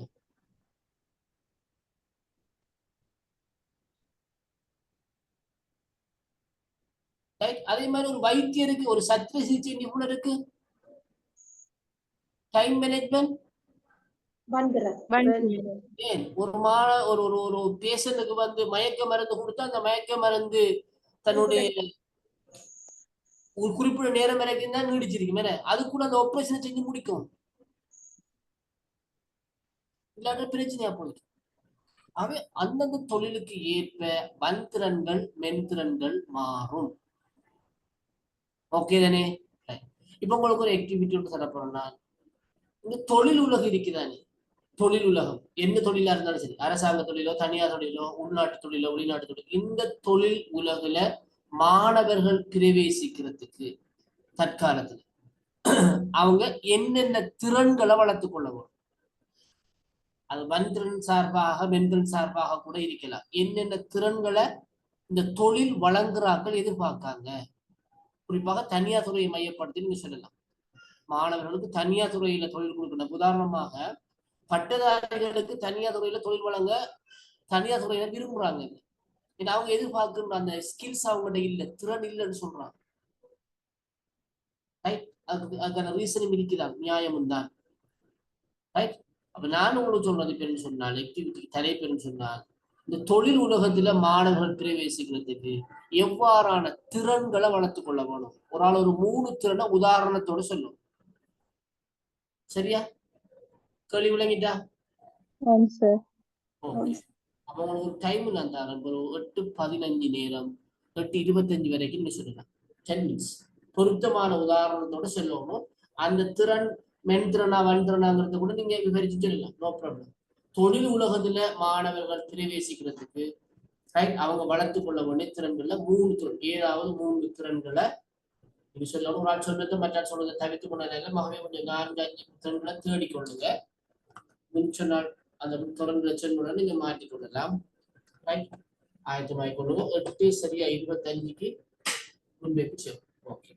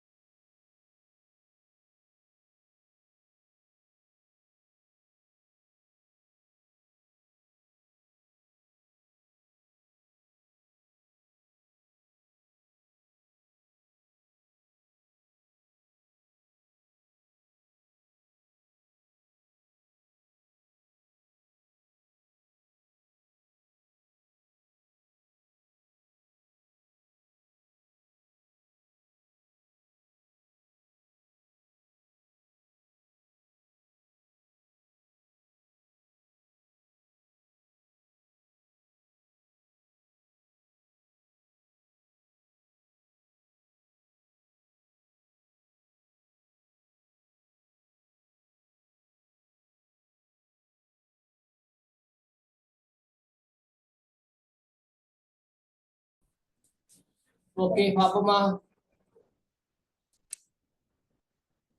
Okay sir. ஓகே சொல்லுங்க பாப்போம்.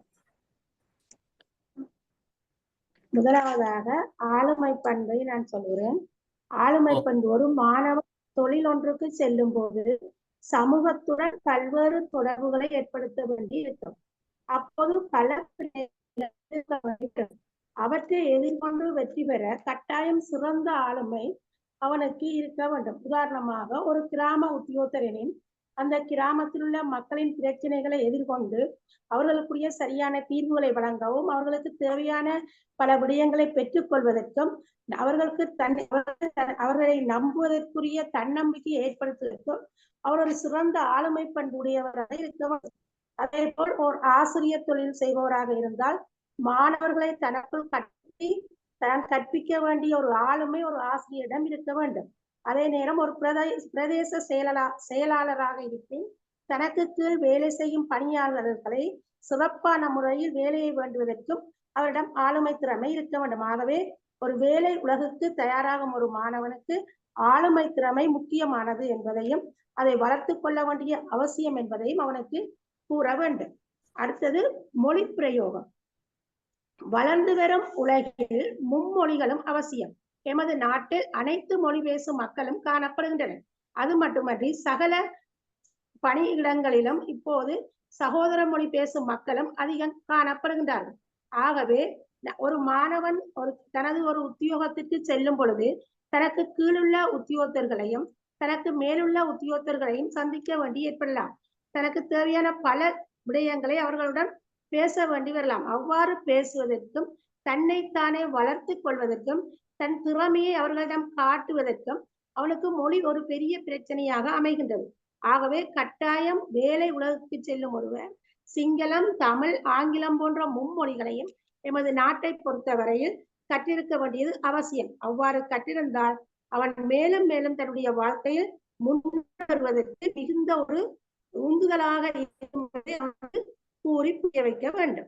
அடுத்தது நேர முகாமைத்துவம்.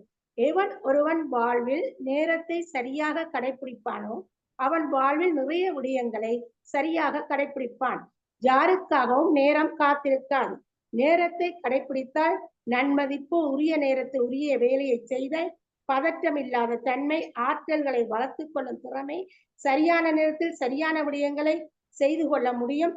ஆரிடமும் எந்த நேரத்திலும் தலை குனிந்து நிற்க வேண்டிய அவசியம் ஏற்படாது. ஆகவே வேலை உலகுக்கு செல்லும் மாணவன் ஒருவனுக்கு இந்த 3 விடயங்களையும் கட்டாயம் சொல்ல வேண்டும் என்பது என்னுடைய கருத்து. ஓகே ஓகே பாராட்டுகள் சார். முதலாவது இருக்க வேண்டிய ஸ்கில், அதாவது திறமையான தொடர்புகளை, அதாவது தொடர்பாடல் இருக்க வேண்டும். தொழில்துறையில் முன்னேற மாணவர்கள் மற்றவருடன் தெளிவாக மற்றும் திறமையாக தொடர்பு கொள்வதற்கு முடிந்தவரை மேம்பட்டு இருக்க வேண்டும். உதாரணமாக ஒரு மாணவர் குழு திட்டத்தில் தான் கண்டறிந்த தகவலை மற்றவர்களுடன் பகிர்ந்து கொள்ளும் போது சரியான தகவலை எளிதாக புரியும்படி அளிக்க வேண்டும். இது வாய்மொழி மற்றும் எழுத்து தொடர்பில் இரண்டிலும் முக்கியமானதாக கருதப்படுகிறது. இரண்டாவதாக டீம் ஒர்க், அதாவது குழு பணித்திறன். தொழில்துறையில் பல வேலைகள் குழு அடிப்படையிலே செயல்படுகின்றன. ஒரு குழுவின் உறுப்பினராக திறமையாக செயல்படவும் மற்றவர்களுடன் இணைந்து தொழில்நுட்ப சிக்கல்களை தீர்க்கவும் மாணவர்களுக்கு தெரிந்திருக்க வேண்டும். உதாரணமாக ஒரு மாணவர் ஒரு குழு திட்டத்தில் அனைவருடனும் இணைந்து ஒத்துழைத்து பணியாற்றுவதன் மூலம் பங்களிப்பை மேம்படுத்த முடிகிறது. அடுத்ததாக பிரச்சனைகளை தீர்க்கும் திறன், அதாவது ப்ராப்ளம் சால்விங் ஸ்கில்ஸ். தொழில்துறையில் எதிர்பாராத பிரச்சனைகள் ஏற்படுவதற்கான வாய்ப்பு அதிகமாக இருக்கிறது. மாணவர்கள் பிரச்சனைகளை ஆராய்ந்து தீர்க்கும் திறன்களை வளர்க்க வேண்டும். உதாரணமாக மாணவர் கணனியில், அதாவது கம்ப்யூட்டரில் சிக்கல்கள் ஏற்பட்டால் அதை ஆராய்ந்து புதுமையான தீர்வுகளை கண்டுபிடிக்க முடிந்தவரை முயற்சிக்க வேண்டும். நன்றி. அடுத்தது நான் குறிச்சு வச்சிருந்த எல்லாத்தையும் சொல்லிட்டாங்க. இருந்தாலும் அடுத்தது இந்த தொழில்நுட்ப அறிவும் அவசியம். தொழிலுலகத்துக்கு பிரவேசிக்கும் போது தொழில்நுட்ப அறிவு கொண்டவர்களாக இருக்க வேண்டும். அதாவது இப்ப நவீன காலத்துல எல்லா துறையுமே தொழில்நுட்ப மயத்துக்கு உட்பட்டதுனால தொழில்நுட்பம் தொடர்பான அறிவு அவர்களுக்கு தேவை. அப்படியான இருக்கிற சந்தர்ப்பத்துலதான் அந்த தொழில்நுட்ப உபகரணங்களை கையாள்வதற்கோ அந்த பணிகளை சிறப்பாக செய்வதற்கு தொழில்நுட்ப அறிவு அவசியம். அடுத்தது சிறப்பான உடல் வலிமையும் உயர் அறிவாற்றலும் அவசியம். ஒரு தொழிலுக்கு பிரவேசிக்கும் போது கட்டாயமாக நாங்க உடல் வலிமையுடையவர்களாக இருத்தல் வேண்டும். உடல் வலிமையுடையவராக இருக்கும் சந்தர்ப்பத்துல தான் அந்த பணியை அவரால் சிறப்பாக செய்யக்கூடிய தன்மை காணப்படும். அடுத்தது ஆட்கள் திறன். இது ஆஹ் அந்த நாங்க வேலை செய்யற இடத்துல பல்வேறு நபர்கள் நாங்க சந்திக்க நேரிடும். அவர்களுடன் நல்ல இணக்கத்தை பேணும் சந்தர்ப்பத்துல தான் அந்த இடத்துல நாங்க எங்களோட வேலைகளை சுமூகமாக செய்து கொள்ளக்கூடிய நிலைமை ஏற்படும். அதோட ஏனையோரையும் தன்மைப்படுத்துகின்ற தன்மை அந்த இடத்துல அவசியம். அப்ப அவங்க நல்லிணக்கத்தையும் தொடர்புகளையும் சிறப்பாக பேணும் சந்தர்ப்பத்தில்தான் ஏனையோரையும் தன்மைப்படுத்தக்கூடிய தன்மை அவரிடத்துல வளரக்கூடியது என்பதை நான் சொல்லினேன். ஓகே மேம், யுஸ்ரா பாராட்டுகள். அடுத்து சோதை.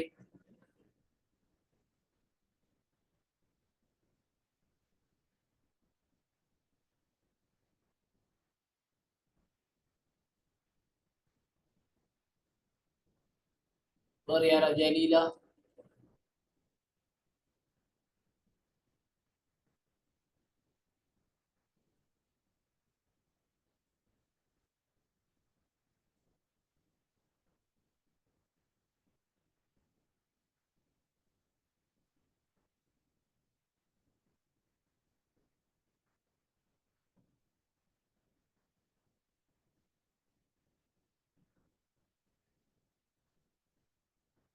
ஓகே, கருத்துக்களை சொன்னவங்களுக்கு பாராட்டுகள். நானும் சில விடயங்களை தோற்றிருக்கிறேன் பாருங்க. முதலாவதாக மாணவர்களிடம் வளர்க்க வேண்டிய திறன் திருப்திகரமாக பணியாற்று. தான் எந்த வேலைக்கு நியமிக்கப்பட்டாலும் அந்த வேலைக்குரிய கடமை கூறுகளை திருப்தியாக, தனது சொந்த பணியாக இருந்தால் எவ்வாறு கடமை உணர்வோடு நாங்கள் நிறைவேற்றுவோமோ அதே மாதிரியான கடமை உணர்வோடு அந்த பணியை நிறைவேற்றுகின்ற அந்த திறனை வளர்த்து கொள்ள வேண்டும். குறிப்பாக பாடசாலைகள்ல ஆசிரியர்கள் கற்பிக்கின்ற போது பார்த்திருப்பீங்க, அவங்க தனியார் வகுப்புகளை கற்பிக்கின்ற போதும் பார்த்திருப்பீங்க. 2 கற்பித்தல் முறைகளுக்கு முன்னாடி நிறைய வித்தியாசங்கள் அவங்களால காணக்கூடியதாக இருக்கு. ரைட்? என்ன சொன்னால், இதுக்கு தனியாக தனக்கு தனியார் நிறுவனத்திலிருந்து சம்பளம் கொடுப்பது வழங்கப்படுவதுதான் முக்கியமான காரணம். அதை ஒரு போட்டியாக மிக சிறப்பாக திருப்தியாக செய்ய வேண்டும் என்கின்ற முனைப்பு இருக்கும். ஆனா பாடசாலையில மாணவர்களுக்கு வகுப்புறையில கற்பிக்கின்ற போது அதே முனைப்பு இருப்பதில்லை. பெரும்பாலான ஆசிரியரிடம் அதே முனைப்பு இருப்பதில்லை. அதை நாங்கள் ஏற்றுக்கொண்டுதான் ஆக வேண்டும். அவ்வாறு இல்லாமலுக்கு நாங்கள் எந்த பணிக்கு சென்றாலும் அந்த பணியில என்ன கடமை கூறு எங்களுக்கு தரப்படுகிறதோ அந்த கடமை கூறை சிறப்பாக நிறைவேற்றக்கூடிய அந்த பணி ஆற்றலை மாணவர்களிடம் வளர்த்து கொள்ள வேண்டும். 2வது கிரியேட்டிவிட்டி, ஆக்கத்திறன். ஒரு வேலையை சரியாக செய்யறதோட அந்த வேலையை ஒரு கிரியேட்டிவாக, ஒரு புதுமையானதாக மேற்கொள்ளக்கூடிய தகமைகளை, திறன்களை பிள்ளைகளிடம் வளர்த்து கொள்ள வேண்டும். பொதுவாக பாடசாலைகள் இந்த புத்தாக்கத்திறன் என்கின்ற ஒரு போட்டி நிகழ்ச்சி இடம்பெறுகின்றது. எமது நாட்டு மாணவர்களே மிக அரிதான பல கண்டுபிடிப்புகளை கண்டுபிடிக்கின்றார்கள், அதற்கு முயற்சி செய்கின்றார்கள். ஆகவே அவர்களுடைய எதிர்காலம் எங்கேயோ போகின்றது, மிக உயர்வான ஒரு நிலைக்கு செல்லும். நாங்கள் வரும் புத்தக கல்வியை மாத்திரம் வச்சுக்கொண்டு, பரீட்சை பெறுபவர்களை மாத்திரம் வச்சுக்கொண்டு, ஏதாவது ஒரு அரசு தொழிலை மாத்திரம் நாங்கள் பெற்றுக்கொண்டு எங்களோட வாழ்க்கை கடத்தலாம் என்கின்ற அந்த பழைய வாழ்க்கை முறையில இருந்து பிள்ளைகளுடைய சிந்தனையை மாற்ற வேண்டும். நான் அறிந்த வரைக்கும் எங்களது பிரதேசத்தில் ஒரு பாடசாலை இருந்தது. இப்போது ஒரு 5-6 இயர்ஸுக்கு முதல் ஒரு மாணவன் இருந்தார். அவர் புத்தாக்கத்திறன் போட்டியில மாவட்ட, மாகாண, தேசிய மட்டத்துல வெற்றி பெற்று சர்வதேச ரீதியாகவும் அவர் சிறந்த பெறுபவர்களை பெற்றிருந்தார். இப்போது ஒரு வெளிநாட்டு நிறுவனம் ஒன்றில் பல இலட்சம் ரூபாய் சம்பளத்தோட பணியாளராக வேலை பார்த்து கொண்டிருக்கின்றார். பல அரிய கண்டுபிடிப்புகளும் கண்டுபிடித்திருந்தார். இப்ப ஒரு 2-3 வீக்ஸுக்கு முதல் பாடசாலை மாணவர் ஒரு கண்டுபிடிப்பை கண்டுபிடித்திருக்கின்றார். தங்களுடைய கை தட்டுகின்ற ஓசையில மின் விளக்க எரிக்கிறது, அணைக்கிறது. மின் விளக்க அணைக்கின்ற அந்த வகையில அந்த மின் விளக்க கண்டுபிடிச்சிருக்கின்றார். அப்ப ஒரு வகையான ஆக்கத்திறன், கிரியேட்டிவிட்டி, இப்படி பல்வேறு விடயங்களை மாணவர்கள் அந்த ஆக்கத்திறன்களை வளர்க்கக்கூடிய வகையில நாங்க ஏற்பாடுகளை செய்ய வேணும். மாணவர்கள் அந்த திறன்களை வளர்த்து கொள்ள வேண்டும். ஆகவும் முக்கியமானது குழு ஒத்துழைப்பு. ஒரு வேலையை குரூப்பா செய்ய வேணும். பலர் சேர்ந்து ஒரு பணியை திருப்திகரமாக நிறைவேற்ற வேணும். இது பல்கலைக்கழக மாணவர்களிடம் எதிர்பார்க்க முடியாத பண்பு என்று தனியார் துறையில குறிப்பிடுறாங்க. அப்ப இந்த குரூப் ஆக்டிவிட்டி, குழு செயற்பாடு அல்லது குழு ஒத்துழைப்பு மிக முக்கியமானது. இது தொழில் உலகத்துல எங்களுக்கு சிறந்த பெறுபவர்களை பெற்றுத்தரும். அடுத்த மிக முக்கியமானது தொழில் கௌரவம். என்ன தொழில் செய்தாலும் அந்த தொழிலை நாங்களே ஒரு தரம் குறைந்த தொழிலாக, மதிப்பற்ற தொழிலாக, ஒரு வேண்டா வெறுப்பில் செய்கின்ற ஒரு தொழிலாக கருதாமலுக்கு அந்த தொழிலுக்குரிய கௌரவத்தையும் மதிப்பையும் நாங்கள் வழங்குவது, அதற்குரிய நடை, உடை, பாவனை, பேச்சு, செயற்பாடு என்பவற்றை அதுக்கு ஏற்றா போல மேற்கொள்வது மிக முக்கியமானது. அடுத்தது பொறுப்பேற்றலும் வகை கூறல்.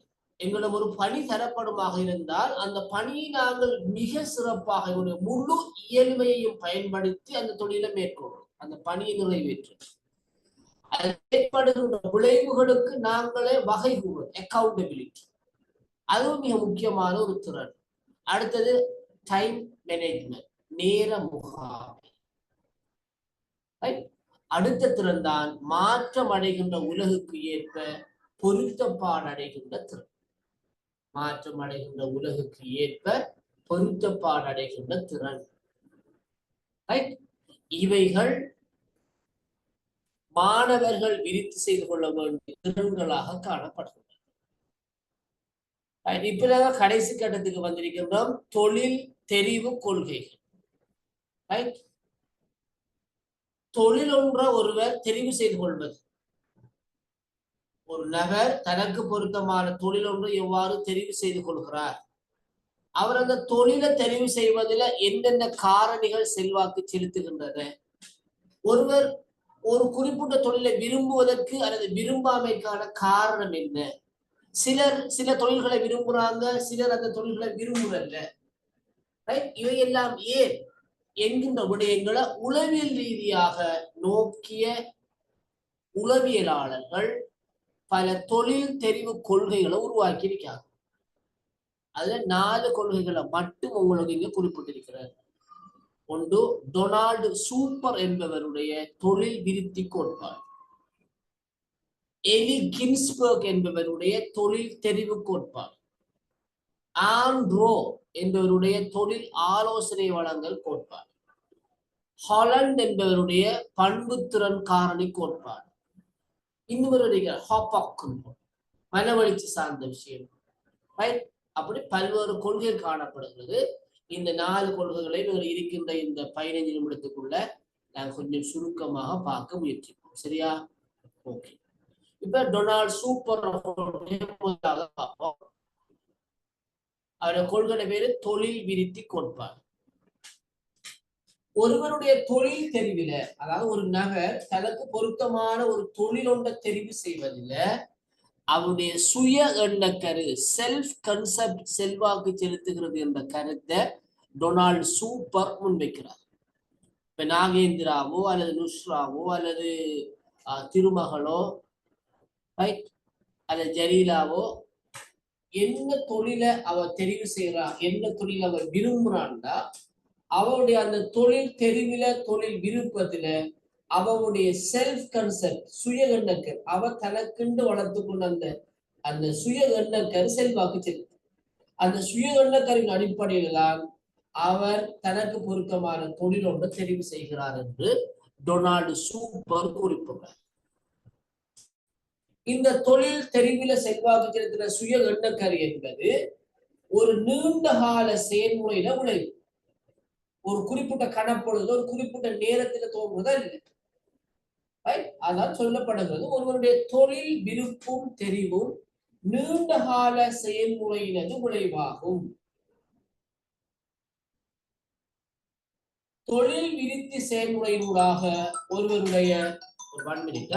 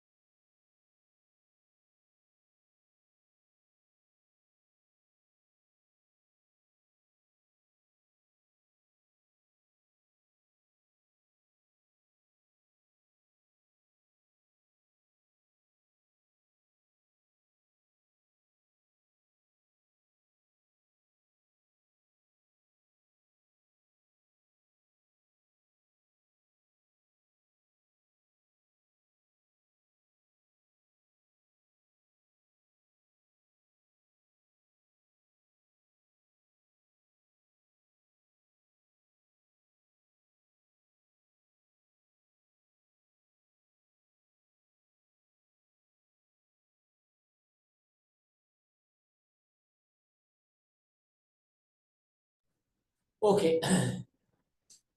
ஒருவருடைய தொழில் விருத்தி செயல்முறையினூடாக அவருடைய தனிப்பட்ட தேவைகள் கலாச்சார சமூக பொருளாதார எதிர்பார்ப்புகளும் நிறைவேறுது.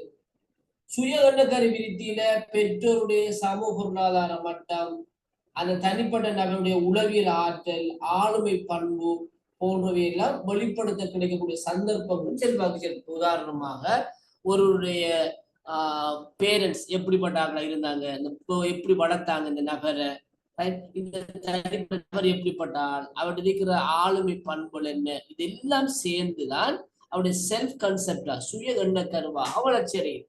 அந்த சுய எண்ணக்கருவுக்கு ஏற்பதான் அவர் விரும்பக்கூடிய தொழிலும் காணப்படும். சரிதானே? ஓகே. அப்ப இந்த சுய எண்ணக்கரு விருத்தியோட தொடர்புடைய தொழில் விருத்தி செயல்முறை 5 சந்தர்ப்பங்களை கொண்டது என்று டொனால்ட் சூப்பர் குறிப்பிடுறார். 5 சந்தர்ப்பங்களை கொண்டது. சரிதானே? ரைட்.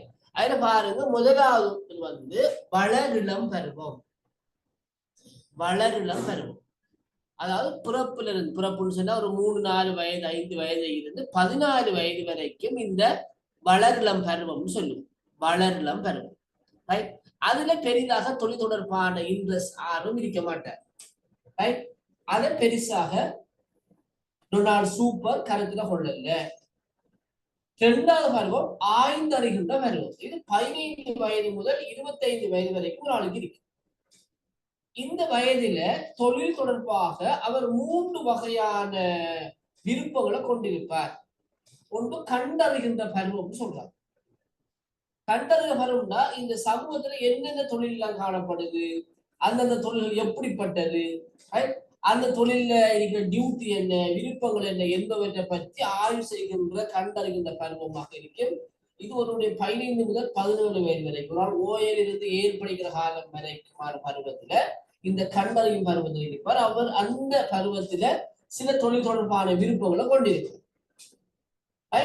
அடுத்த வரும் 18 முதல் 21 வயது வரை கொஞ்சம் அறிவு முதிர்ச்சி அடைகின்ற பருவமா இருக்கு. இது மாற்றிக்கொள்கின்ற பருவமா இருப்பார். மாற்றிக்கொண்ட பருவம் அந்த கண்டறிகிற பருவத்தில் ஒரு தொழில் அவர் விரும்பி இருப்பார். அந்த விருப்பத்தை இந்த பருவத்துல மாற்றுவார். அது நமக்கு சரிப்பட்டு வராது, அதுக்கு நாம பொருத்தம் இல்லை, அந்த தொழிலுக்கு இந்த தொழில் தான் நமக்கு பொருத்தம் என்று அந்த தொழில் விருப்பத்தை மாற்றிக்கொள்வார். உதாரணமாக ஓயல் 10ஆம் ஆண்டு படிக்கக்குள்ள கேட்டா சொல்லுவாங்க, நான் டாக்டர் ஆகுறது, எதிர்காலத்துல உள்ள இலட்சியம் என்ன டாக்டர் ஆகுறது. ஓயல் எழுதி இருப்பார். அவர் ஆர்ட்ஸ் தான் படிக்கலாம். ஓயல் ரிசர்ச்ல அவர் ஆர்ட்ஸ் தான் படிக்கலாம். ஏ லெவல்ல ஆர்ட்ஸ் படிக்கலாம். இப்போ கேட்டாரு டாக்டர்னு சொல்லுவாரா? இல்ல. இப்ப ஆர்ட்ஸ் படிச்சா என்ன தொழில் கிடைக்கும்? ஒரு டீச்சர், ஒரு டெவலப்பர் ஆபீசர் அப்படி உண்டு. அப்ப அந்த தொழில் விருப்பத்தை மாற்றி கொண்ட பருவமா இருக்கும். சரியோ? 3வது பருவம் பரிச்சித்து பார்க்கும் பருவம். பரிச்சித்து பார்க்கும் பருவம் சொன்னோட நமக்கு இந்த டீச்சிங் பொறுத்து தானா, இது நம்ம நீடிக்கலாமா, அல்லது வேறாவது ஏதாவது தொழில நாங்க செய்யறதா என்று சம்பந்தமான ஒரு பரிசீலனையில் ஈடுபடுகின்ற பருவமாக இந்த பருவம் இருக்கும் சொல்லி டொனால்ட் சூப்பர் குறிப்பிடுறார். இது 2வது கட்டத்தில் இருக்கிற பருவம். 3வது பருவம் உறுதிப்படுத்துகின்ற பருவம். இது 26 வயதோட 44 வயது வரைக்கும். அதாவது ஒரு தொழில் ஒன்றை பெற்று அதுல அவர் உறுதியாக தன்னை நிலைநிறுத்திக் கொண்ட பருவம். இதுல 1வது கட்டம் பரிச்சித்து பார்க்கும் பருவம் சொல்றார்.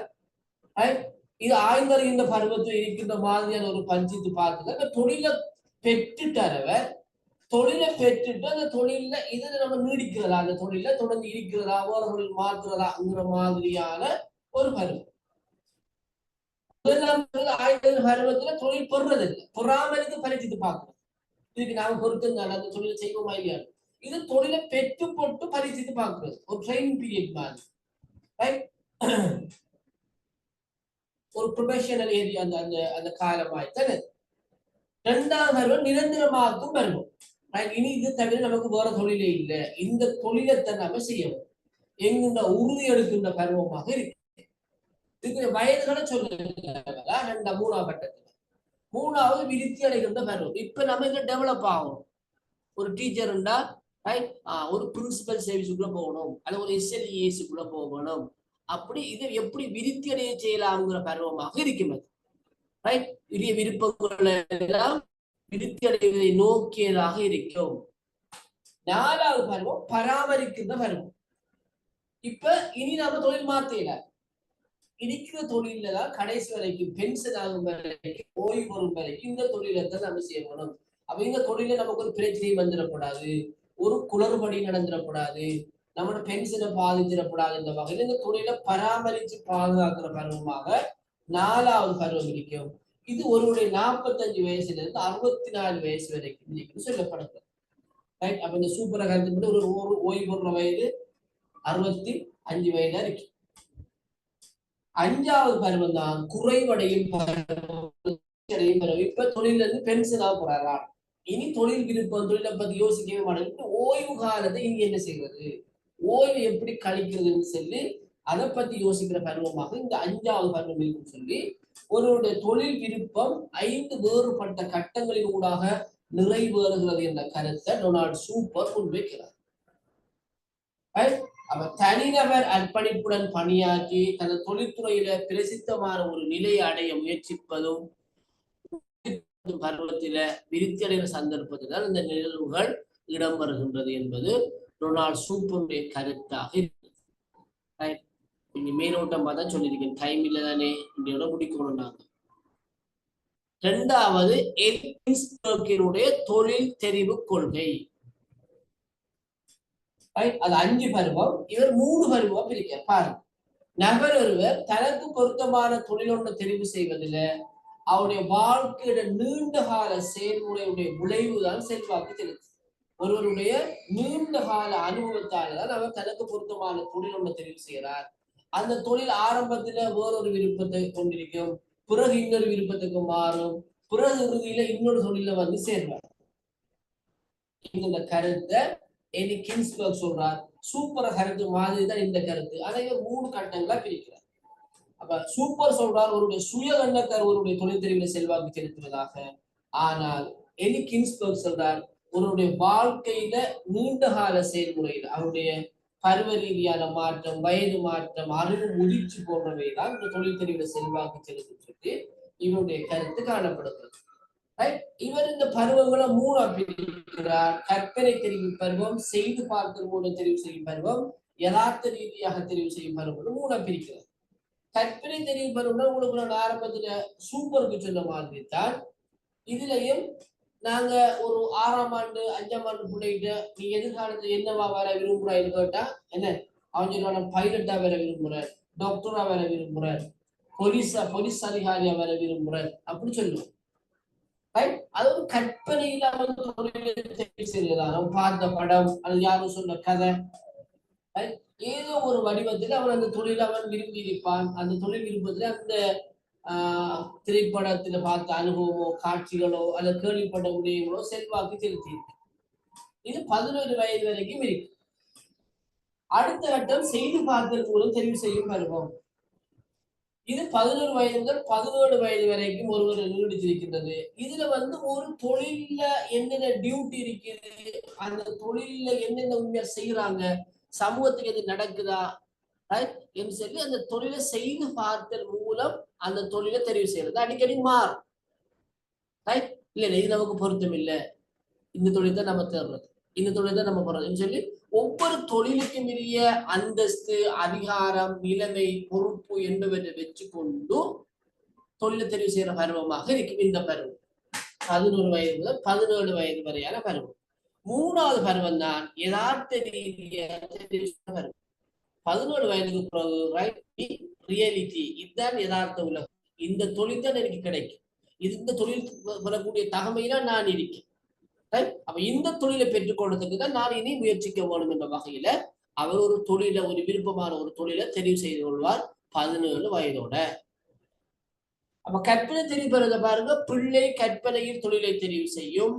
தான் பார்த்த கேட்ட தகவல்களின்படி தொழில் விருப்பு காணப்படும். ஒவ்வொரு சந்தர்ப்பத்திலும் பிள்ளையின் தொழில் விருப்பு வேறுபடும். நான் சொன்ன மாதிரி 8 வயதுல போலீஸ் அவன் சொல்லுவான், 10 வயதுல டாக்டர் இருப்பான், 11 வயதுல பைலட் இருப்பான். தொழில் மாறும்.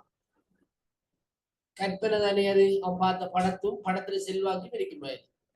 Okay, right. 2ஆம் கட்டம் செய்து பார்த்தல் பருவம். இது 4 உபபருவங்களை கொண்டது. விருப்பு அடிப்படையில தெரிவு செய்யற பருவம், இனங்கண்ட திறமை அடிப்படையில் தெரிவு செய்யும் பருவம், மதிப்பு பெருமானம் அடிப்படையில் தெரிவு செய்யும் பருவம், பரிமாற்று பருவம் 4ஆ பிரிச்சிருக்கிறார் இந்த கின்ஸ்பர்க். அப்ப விருப்புன்னு சொன்னா ஒரு தொழில டியூட்டியை வச்சு நல்லா இருக்கு, இந்த உடுப்பு நல்லா இருக்கு, வாகனம் எல்லாம் கிடைக்கும், அப்ப இந்த தொழில் நல்லா விரும்புறது. இனங்கண்ட திறமை, அந்த தொழில காணப்படுகின்ற திறமை, அதை தன் குடும்பத்துல யாராவது அப்படியான ஒரு தொழில் இருந்து அவருக்கு இருக்கிற மதிப்பு, அதை வச்சு அவர் தெரிவு செய்வார். அடுத்தது மதிப்பு பெருமானம், சமூகத்துல ஒரு தொழிலுக்கு இருக்கிற மதிப்பு. உதாரணம் ஒரு டிஎஸ் ஆகுது, ஒரு ராணுவத்தில் ஒரு பெரிய ஒரு ராணுவ தளபதி, அல்லது ஒரு பெரிய ஒரு அக்கவுண்டன்ட், அல்லது ஒரு சர்ஜன், டாக்டர், அப்படியாக தொழிலுக்கு சமூகத்தில் இருக்கிற மதிப்பு பெருமானத்தின் அடிப்படையில தொழிலை தெரிவு செய்யற பருவமா இருக்கு. அவர் அதுல தொடர்பான விருப்பத்தை கொண்டிருக்கார். இது பரிமாற்று பருவம். இப்ப உறுதி பெறப்போகுது, இந்த தொழில் தான் நமக்கு கிடைக்கும். ஆகவே தன்னோட தொழில் விருப்பத்தை மாற்றுகின்ற பருவமாக இந்த பரிமாற்று பருவம் இருக்கு. பருவத்தையும் கின்ஸ்பர்க் 3ஆ பிரிக்கிறார். ஆய்ந்தறியும் பருவம், நிரந்தர நிலைக்குட்படும் பருவம், விசேடமாக்கும் பருவம். இந்த விசேடமாக்கும் பருவத்துலதான் அவர் தனக்கு பொருத்தமான தொழிலை தெரிவு செஞ்சு அந்த தொழிலை பெற்றுக்கொள்வார், அந்த தொழிலுக்குள்ள பிரவேசிப்பார். அத்தோட அவருடைய தொழில் விருப்பம் எல்லாம் முற்று பெறுகிறது, நிறைவுக்கு வருகிறது என்ற கருத்தை கின்ஸ்பர்க் வெளிப்படுத்துறார். ஓகே, அடுத்த 2 உளவியலாளர்கள் இருக்காங்க. நீங்க இணையதளங்களை தேடி பார்த்து கொள்ளுங்க. ஒரு நேரம் இடம் கொடுக்கல, ரைட். இந்த பாடத்துல என்னோட தொடர்ச்சியாக இணைந்திருந்த உங்கள் எல்லோருக்கும் நன்றிகளை கூறி எஜுகேஷனல் கைடன்ஸ் கவுன்சிலிங் இந்த பாடத்தை இதோடு நான் நிறைவு செய்து கொள்கிறேன். ஏதாவது கருத்து சொல்ல போறீங்களா பிள்ளைகள்?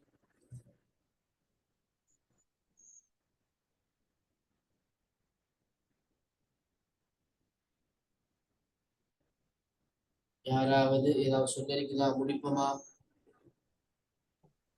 சார் இந்த பாடத்துல பிரசன்டேஷன்ஸும் எக்ஸாம்ஸ் ரெண்டுமே இருக்கும் தானே சார்? என்னோட சொன்ன நான் பேசின நேரம் இதுக்கு அசைன்மெண்ட் தார யோசனையில இருக்கிறாங்க போல இருக்கு. அதாவது சார் எக்ஸாம்ஸ் இல்லாம அசைன்மெண்ட்ஸ் படியா சார்? எக்ஸாம் உங்களுக்கு இருக்கும் ஃபைனலா. ப்ரெசன்டேஷன் வந்து வழக்கறி செய்யறது, ஒரு பாடமுடிய ஒரு 2 செஷன் போட்டு ப்ரெசன்டேஷன் செய்யறது. அவங்க சொன்னாங்க நம்ம அசைன்மெண்ட் தான் இந்த டாபிக் கொடுக்க போறாங்களான்னு சொன்னாங்க. அசைன்மெண்ட்டுக்குரிய தலைப்பே நடக்கிட்டாங்க. நான் அசைன்மெண்ட்டுக்குரிய தலைப்பு கொடுக்கல, நம்ம படிச்ச அந்த டாபிக்குள்ளதான் போடுவேன்னா. Okay sir. Sir exams sir இதுக்குள்ளதான் சார் வரும், நீங்க நாங்க படிச்ச இது வரைக்கும் படிச்சதுக்குள்ள. Okay sir, thank you sir. இதோட இந்த பாடத்தை நிறைவு செய்து கொள்வோம். அனைவருக்கும் நன்றிகளை கூறி விடைபெறுகிறேன். அஸ்ஸலாமு அலைக்கும் வரஹ்மத்துல்லாஹி. Thank you, sir. Thank you so much, sir. Good night, sir. Thank you, sir. Yes, sir. Good night.